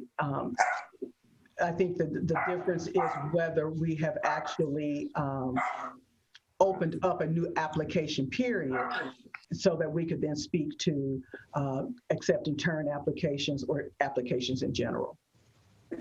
Because a lot of those TURN programs are in the East Ward, and people have said they've been told that they can't apply at this time if they call in. And I guess that, I know the COVID had some things to do with that. So I just look into that. And if you are opening up, if they can still apply, I like to make sure they get that information and it's correct. Yes, ma'am. I believe the $65,000 was great when we voted on it for rehabilitation.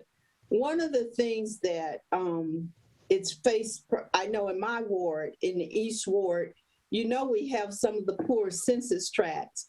We know historically our residents are mostly retired now who own their homes, but they retired and their income from which they retired from was significantly less for the same jobs for other people in the community, because African Americans tend to get paid less than majority, and they have for years. So they bought a home that they could afford. They retired. The retirement income is minimal. The house needs repairs, not just repairs, but some upgrades to keep it marketable. But their income is now fixed. And the older members of my ward, as they have aged, they have medical issues. And many of them are having to make choices between how much food they eat and the medicine payment. And now here's a repair that comes. So, we're fighting against a lot of history in these older areas, and the people, bless their hearts, they're wonderful folks. They would love to have something more. And they do struggle with having to encumber their properties with a lien that is to be paid back. That is a problem for many. But I hope that as we think about how we can improve our neighborhoods that have been the least invested in, we think about as we move forward, how do we truly equal the playing field in housing where people's income actually determine how the condition of their houses are maintained. I can tell you that many of those folks have a lot of love. You go in the house, you're going to get a whole lot of love, but the toilet might be a little wobbly. The kitchen cabinet might be falling down, but you go in there, there's always some pinto beans or some cabbage and cornbread they'll willingly give you, because that love is what they live on. But love doesn't sustain the physical house. So I would hope that we continue to think about how do we really invest in a one-time to bring up these communities that have been neglected, not because the people neglected it, they just didn't have the resources, to bring them forth. So that's my comment for today. Thank you, Councilmember Scipio. Councilmember Monday, then Councilmember Larson, and that'll leave me with 30 minutes to finish these 2 agenda items. Everybody got that? Okay, go ahead. My comment was more hopeful than I think Mr. Clark's comment. Someone that I talked to said we do a good job of helping people live more comfortably in poverty as opposed to taking people out of poverty. I would hope that over the next several years with our job readiness programs and our economic development, that we can improve the economic mobility of people in East Winston and all the other wards, so that when time comes for them to repair their homes, that they've got the money to do that. So, I'm very much in favor of this program. I see the limitations that Mr. Clark is pointing out, but I hope that years down the road, that a lot of these people who can't afford their own repairs, because of actions that we've taken, they will be in a better financial position. Thank you, Councilmember Monday. Councilmember Larson. Thank you. The program needs to be transformative. Marla, you're right on the point of the spear to, I think, the revitalization of our downtown neighborhoods on the east side of town. And I really applaud what you're doing with the TURN program and the emergency repair. I do think we're challenged as far as administering the programs, and hope that we can expedite that a little bit. I do not think $65,000 is an unreasonable amount to make a significant impact to these houses for lasting value. They need to be not just a quick patch, but need to be significantly improved so that they can sustain the merits through time. And hopefully we'll see a gradual upcoming as neighborhoods improve generally. I'm a little curious about the forgiveness part of this and the amount of money. And also I suggest you look at the inflation rate and whether or not the 65,000 in this market is in fact doing what it was doing when we first approved that amount. I think we need to look at the economy and what it takes to really improve the 5 categories that we're talking about, because I know construction prices have gone up. But I am curious about how we forgive these loans. Can you just spend a moment and tell me how we handle that and how we differentiate between the TURN program and the emergency repair program you're talking about? Is when you get an application, which channel you put that in? So I'll start with the TURN program first and then the other part. You just you make a request for assistance, and we check the address to see where the home is located. And then if it's located in a TURN neighborhood, then we know we can use that particular source of funds and proceed that way to assist. So it's really just us doing a quick assessment of where the property is located. And if we determine it's in a TURN neighborhood, then that's the source of funds that we use. So it's a pretty straightforward process. How big is that pot, Marla? How big is that pot of TURN money at this point? How much money do we have? And let me, for the newer council members, mention the TURN program operates in the Northeast, North, East, Southeast, and South wards are where the TURN dollars are dedicated. And each ward was awarded a certain dollar amount. I don't have the breakdown in front of me. I will say that we have 2 rounds of funding, one from our 2014 bonds and one from our 2018 bonds. From the 2014 bonds, we have 1 ward that expended all of its money, which was Southeast. We have the South ward that expended a fair amount. There's still a balance. And the East ward expended a fair amount. There's still a balance. And the greatest balance remaining is in the Northeast. And we have expended some dollars out in the North ward as well. And then in the second round of funding from 2018, the Southeast ward has had the most uptake in its utilization of the TURN funds. So there are balances, and I can get the actual balances from our finance administrator and send those to council tomorrow. So I don't have those right in front of me, but there are balances in all accounts. I would say, roughly speaking, you're looking at, on average, probably somewhere around about $1 million to $1.5 million, depending on the ward, is what's available in the various pots. As far as the forgiveness of loans, one thing I need to stress, if a person is under a certain income level, like under 50%, there's a mechanism for actually that loan to be forgiven over time. And so it ends up turning into essentially a grant rather than a loan. So if you're over 50% AMI, then you're looking at a loan. But then at the end of that 10 years, we're still looking at being able to get rid of that loan after that period of time so that you don't have that extensive debt. But if you're under 50%, the loan is forgivable 10% a year, and then it's gone at the end of 10 years. So for those who are the lowest of incomes, they don't have the debt. It's just that's just for TURN, or is that? No, that's our bond money. The TURN program has a 10-year forgivable, 10-year payment scheme, and at the end of 10 years, that's forgiven. So basically, they will both be in alignment as far as the loan is concerned. At the end of 10 years, the debt is gone for both programs now. Mm-hmm. Thank you. Yes, sir. Councilmember Monday. How do residents learn about these programs, Ms. Newman?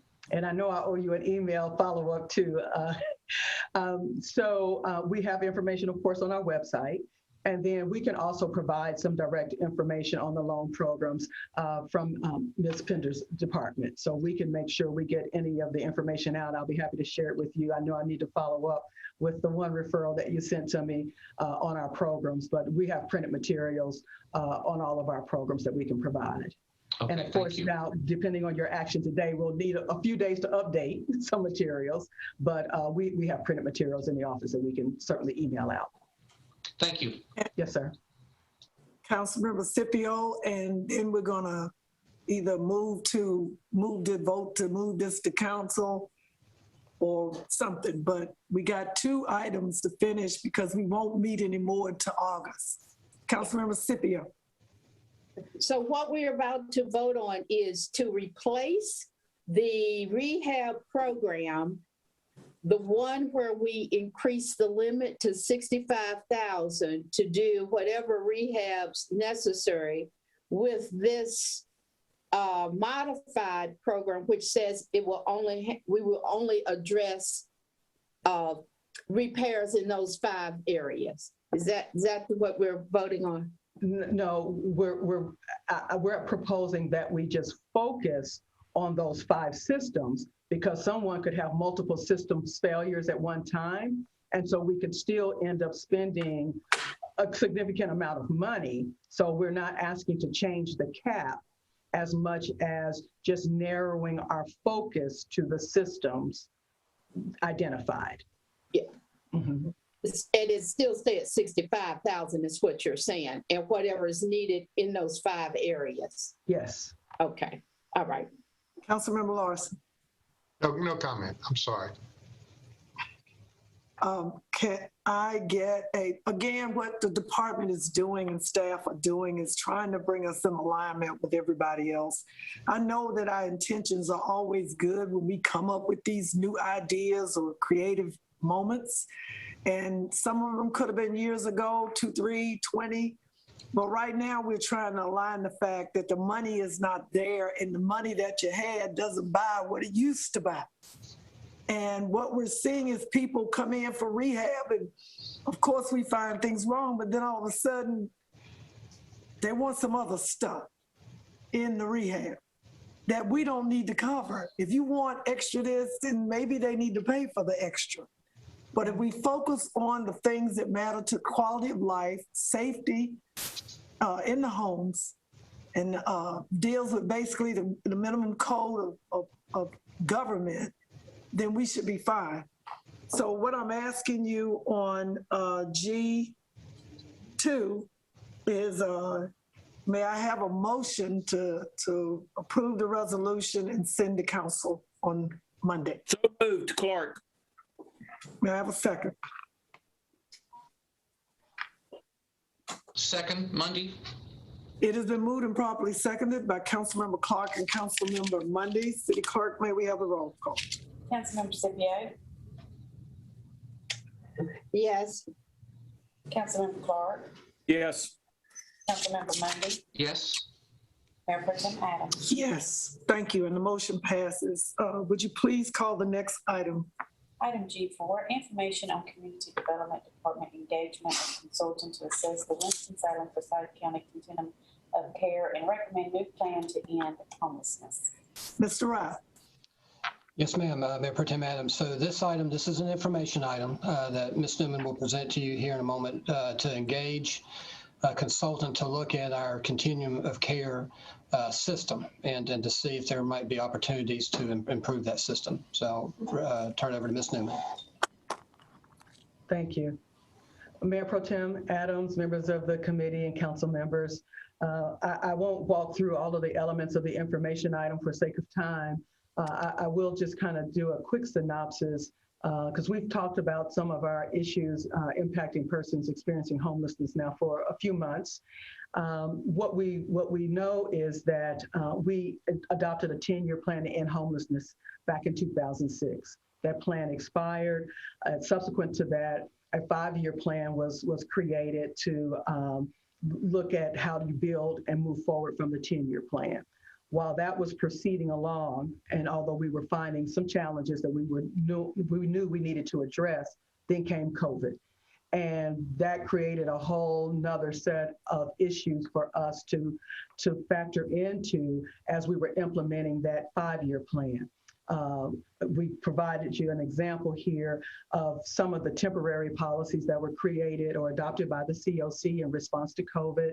One of the things we learned was, and especially in light of the CDC guidelines on social distancing and so forth, that the congregate shelters were not a safe option for our persons experiencing homelessness, and having non-congregate shelters like hotels and motels were what was recommended that would help keep people safe, especially those folks who had chronic health conditions and were highest risk for poor outcomes were they to contract COVID.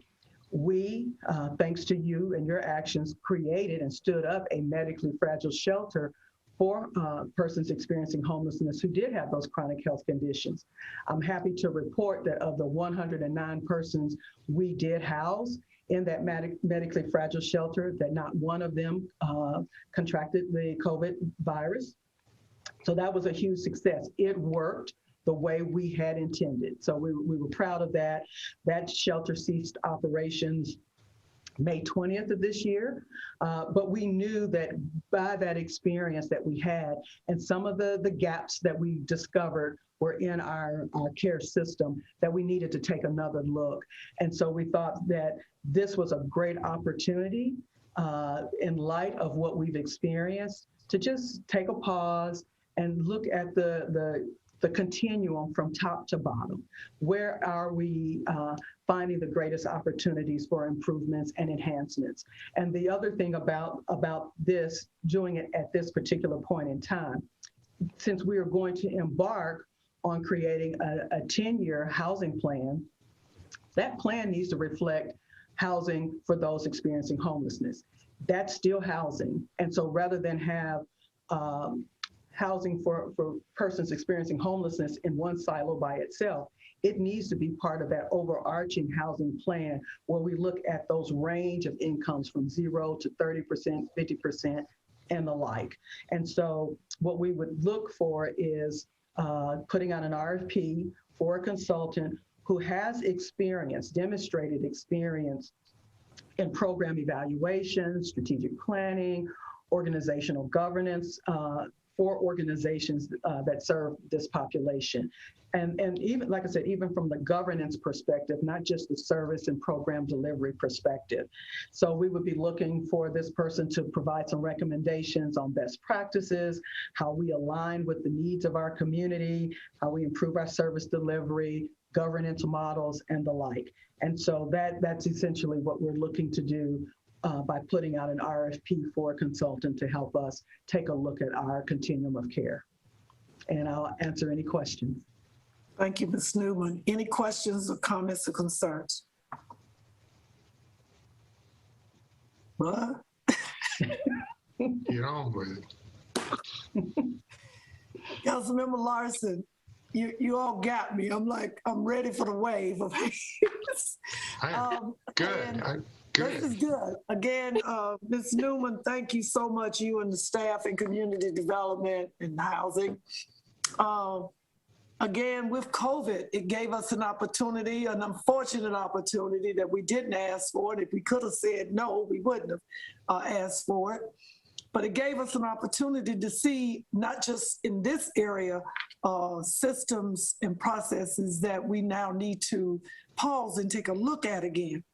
I am looking forward to this because we not only customer satisfaction and their expectations are important to the council. And by us stopping to look at this, instead of just taking the plan that we have and copying it and saying we'll use it another 10 years, we got a chance to test the stability and the strength of our homeless plan, our continuum of care plan.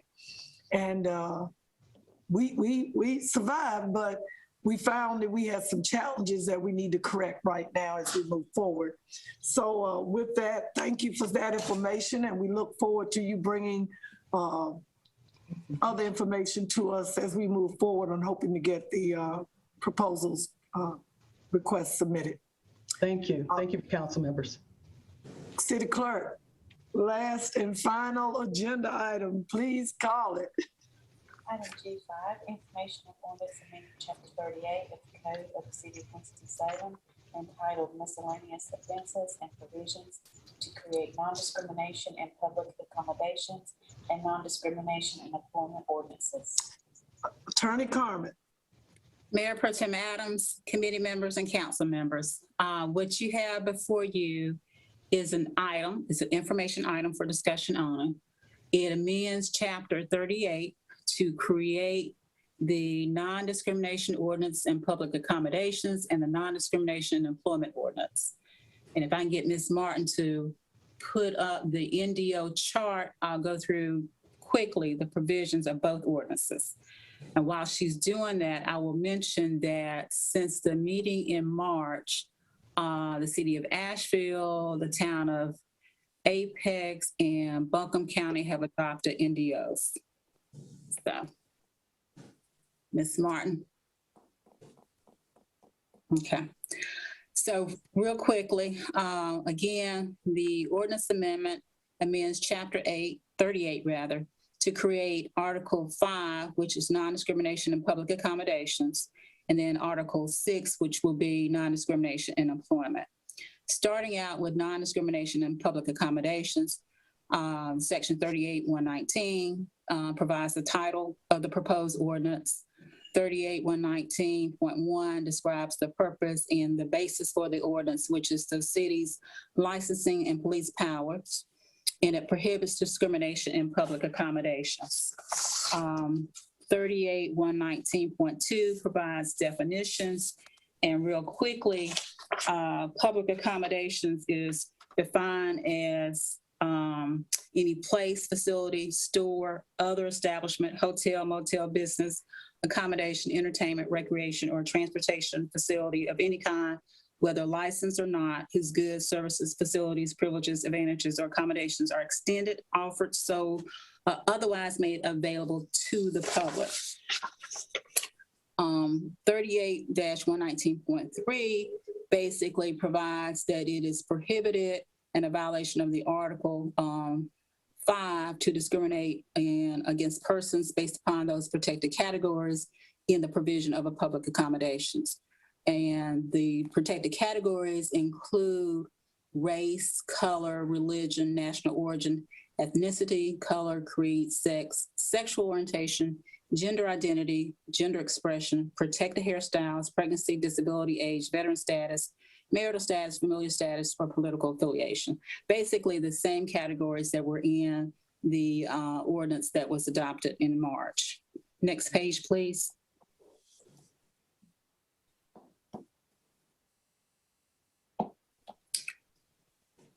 Can you come down just a little bit? Thank you. So 38-119.4 talks about the applicability ordinance and the exemptions. Basically, it does not apply to a place of accommodations that's not open to the public. In other words, a private club or private establishment. And then there are a whole list of exemptions that are set forth in the employment ordinance, which I will go into later. And also, as we know, this ordinance by law cannot address multiple occupancy restaurants, showers, or changing facilities. 38-119.5 through 8 talk about the process of filing a complaint. So if a person believes that he or she has been discriminated against based upon one of those protected categories in the provision of public accommodations, they have 60 days to file a complaint with the Human Relations Department. The Human Relations Director or her designee will investigate that complaint. If it is determined by the Human Relations Director that reasonable cause exists to believe a violation has occurred, then the director or her staff will attempt to basically conciliate the matter voluntarily, and the parties may also attempt, if they agree, to have a hearing before the Human Relations Hearing Board. Now, if the director does not find that there's reasonable cause to believe that a violation of the ordinance has occurred, the complaining party can appeal that decision and ask the hearing board to take a look at the case and determine if there's cause to believe a violation has occurred. In that case, if the hearing board determines that cause does exist, then the hearing board can send it back to the director to negotiate a conciliation agreement and so forth. But at that point, the process is pretty much voluntary. Next page, please. And down just a little bit. There's always been a question as to whether or not city council can convey to a board or commission subpoena power. And as we know from the dealing with the Citizen Police Review Board, the answer is basically no, because the city has attempted to have the General Assembly convey to the Police Review Board subpoena power. So if there is a need essentially under the complaint process to have documents or information produced and the party, the respondent, does not produce that information, then city council can determine whether or not it wishes to use its subpoena power to require that that information be produced. So that is 38-119.9. The other sections deal with public records unless state law or federal law provides otherwise. The documents created on the process are considered a public record. 38-119.11. Basically, the ordinance is not intended to conflict with state or federal law, and an individual can always pursue at any point in time his or her rights and remedies under both state and federal law. And then 38.119.3 provides a severability clause. In the event any provision of the ordinance is deemed to be unconstitutional, the remaining portions of the ordinance will remain in effect. 38.119.14 is an educational and outreach component. It provides that the Human Relations Department can utilize this opportunity to provide education and outreach to the community to educate them about the ordinance and the applicability of the ordinance and the process.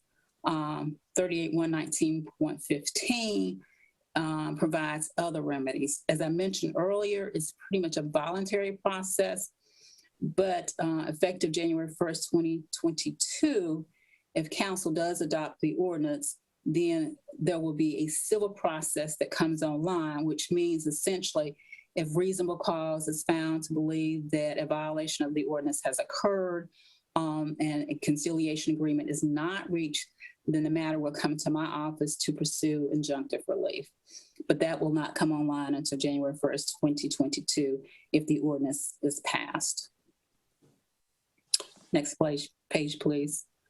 Okay, so the next ordinance, again, is the non-discrimination in employment ordinance. Again, 38.120 creates the title for the ordinance. 38.120.1 provides the enabling legislation for the ordinance, which again is the licensing and police power. 38.120.2 provides definitions, including the definition of employer, which is anyone that employs a person within the city limits of the city of Winston-Salem. Additional prohibited practices is set forth in 38-120.3, which basically is prohibited in violation of ordinance to discriminate against anyone based upon those protected categories, which are the same as the ones that were in the public accommodations, in the employment, in the hiring or referral of any person for employment. Next page, please.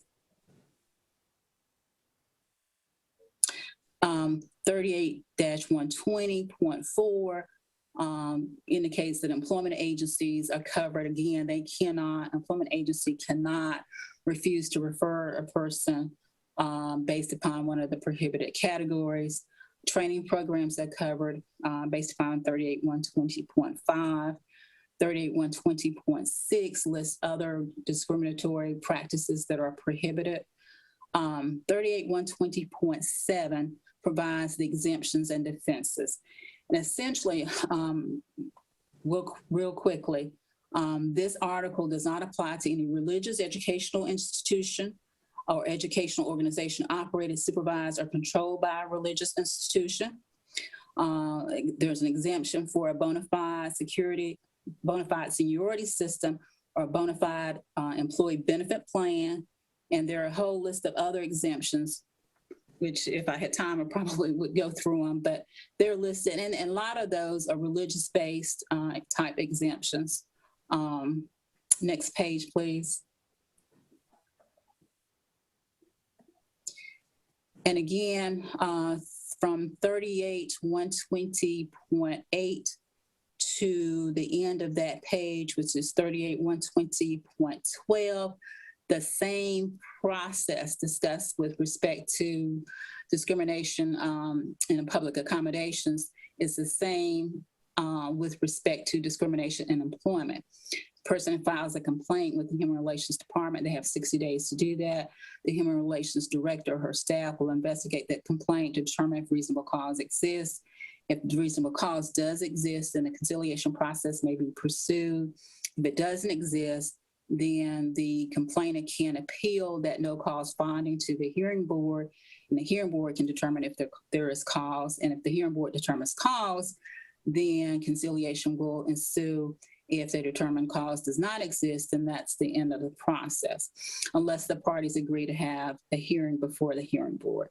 Again, because council does not have the ability to convey subpoena power upon a city board or commission, should there be a need to subpoena records, then the council will be called upon to determine whether or not to exercise its authority to subpoena those records.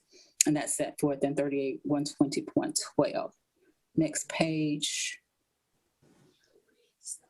Again, the records created on the process, unless there is an exemption under federal or state law, will be a matter of public record. Again, the ordinance is not intended to conflict with the federal law or state law, and the individual still has his or her remedies available under federal law or state law. There's a severability clause, the same outreach and education provision exists, and the same thing with respect to enforcement. Again, the civil enforcement process will come online if this ordinance passes on January 1st, 2022. And I will note that the ordinance amendment becomes effective 60 days after adoption. So that's it in a quick nutshell. Thank you, Attorney Carmen, for all of you do and your staff for working on this so diligently for the past several months. Sure. Councilmember Mundy. Thank you. I want to echo Mayor Pro Tem's gratitude, because I have seen so many of the emails going back and forth and the resources that you've worked with and the thoroughness. So I most definitely appreciate that. Just a few questions. You said that somewhere in there that if the director did not agree that there was just cause, that it could go to an HRC hearing board? That's correct. And is that an existing entity?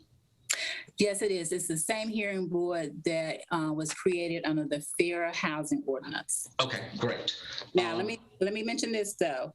The hearing board under the Fair Housing Ordinance does have certain authorities, powers that were granted to it by the General Assembly. So those were relating to fair housing. So it's a little different as it relates to public accommodations and employment, but it would be the same hearing board. Okay. And the action taken against anyone who does in fact is found that they discriminate, what is that action? I know it's civil, not criminal. Is there a fine involved, or exactly what's the teeth to this? At this point, once the enforcement provision, the civil enforcement provision comes online January 1st, 2022, it would be basically up to the court to determine the range of remedies that would be available. But under 168-175, the court could enter an order of abatement or injunctive relief, making the respondent, the employer, comply, either put the person back to work or stop the discriminatory action. Right now, it does not specify civil penalties, but that's something that could come online in the future. You use the term injunctive relief, and I'm just not being familiar with legal terms. Help me understand that. That would be if the person was discriminated against by being terminated because of race and so forth. So that we would ask the court to make the employer put that person back to work, and also give that person back pay whatever's owed, and to refrain from discrimination against that person in the future. Okay, that helps. Thank you so much. Mm-hmm. Any other questions or comments? Councilmember Clark. Thank you. Ms. Carmen, that was very thorough and very complicated. Does this ordinance in any way contradict the federal court ruling concerning the Colorado Cake Company, whatever that thing was called? Yeah, I don't think it contradicts that case. That case sort of left open the question of the balance between religion and the other protected categories, gender identity and sexual orientation, but I don't think it conflicts with that case at all.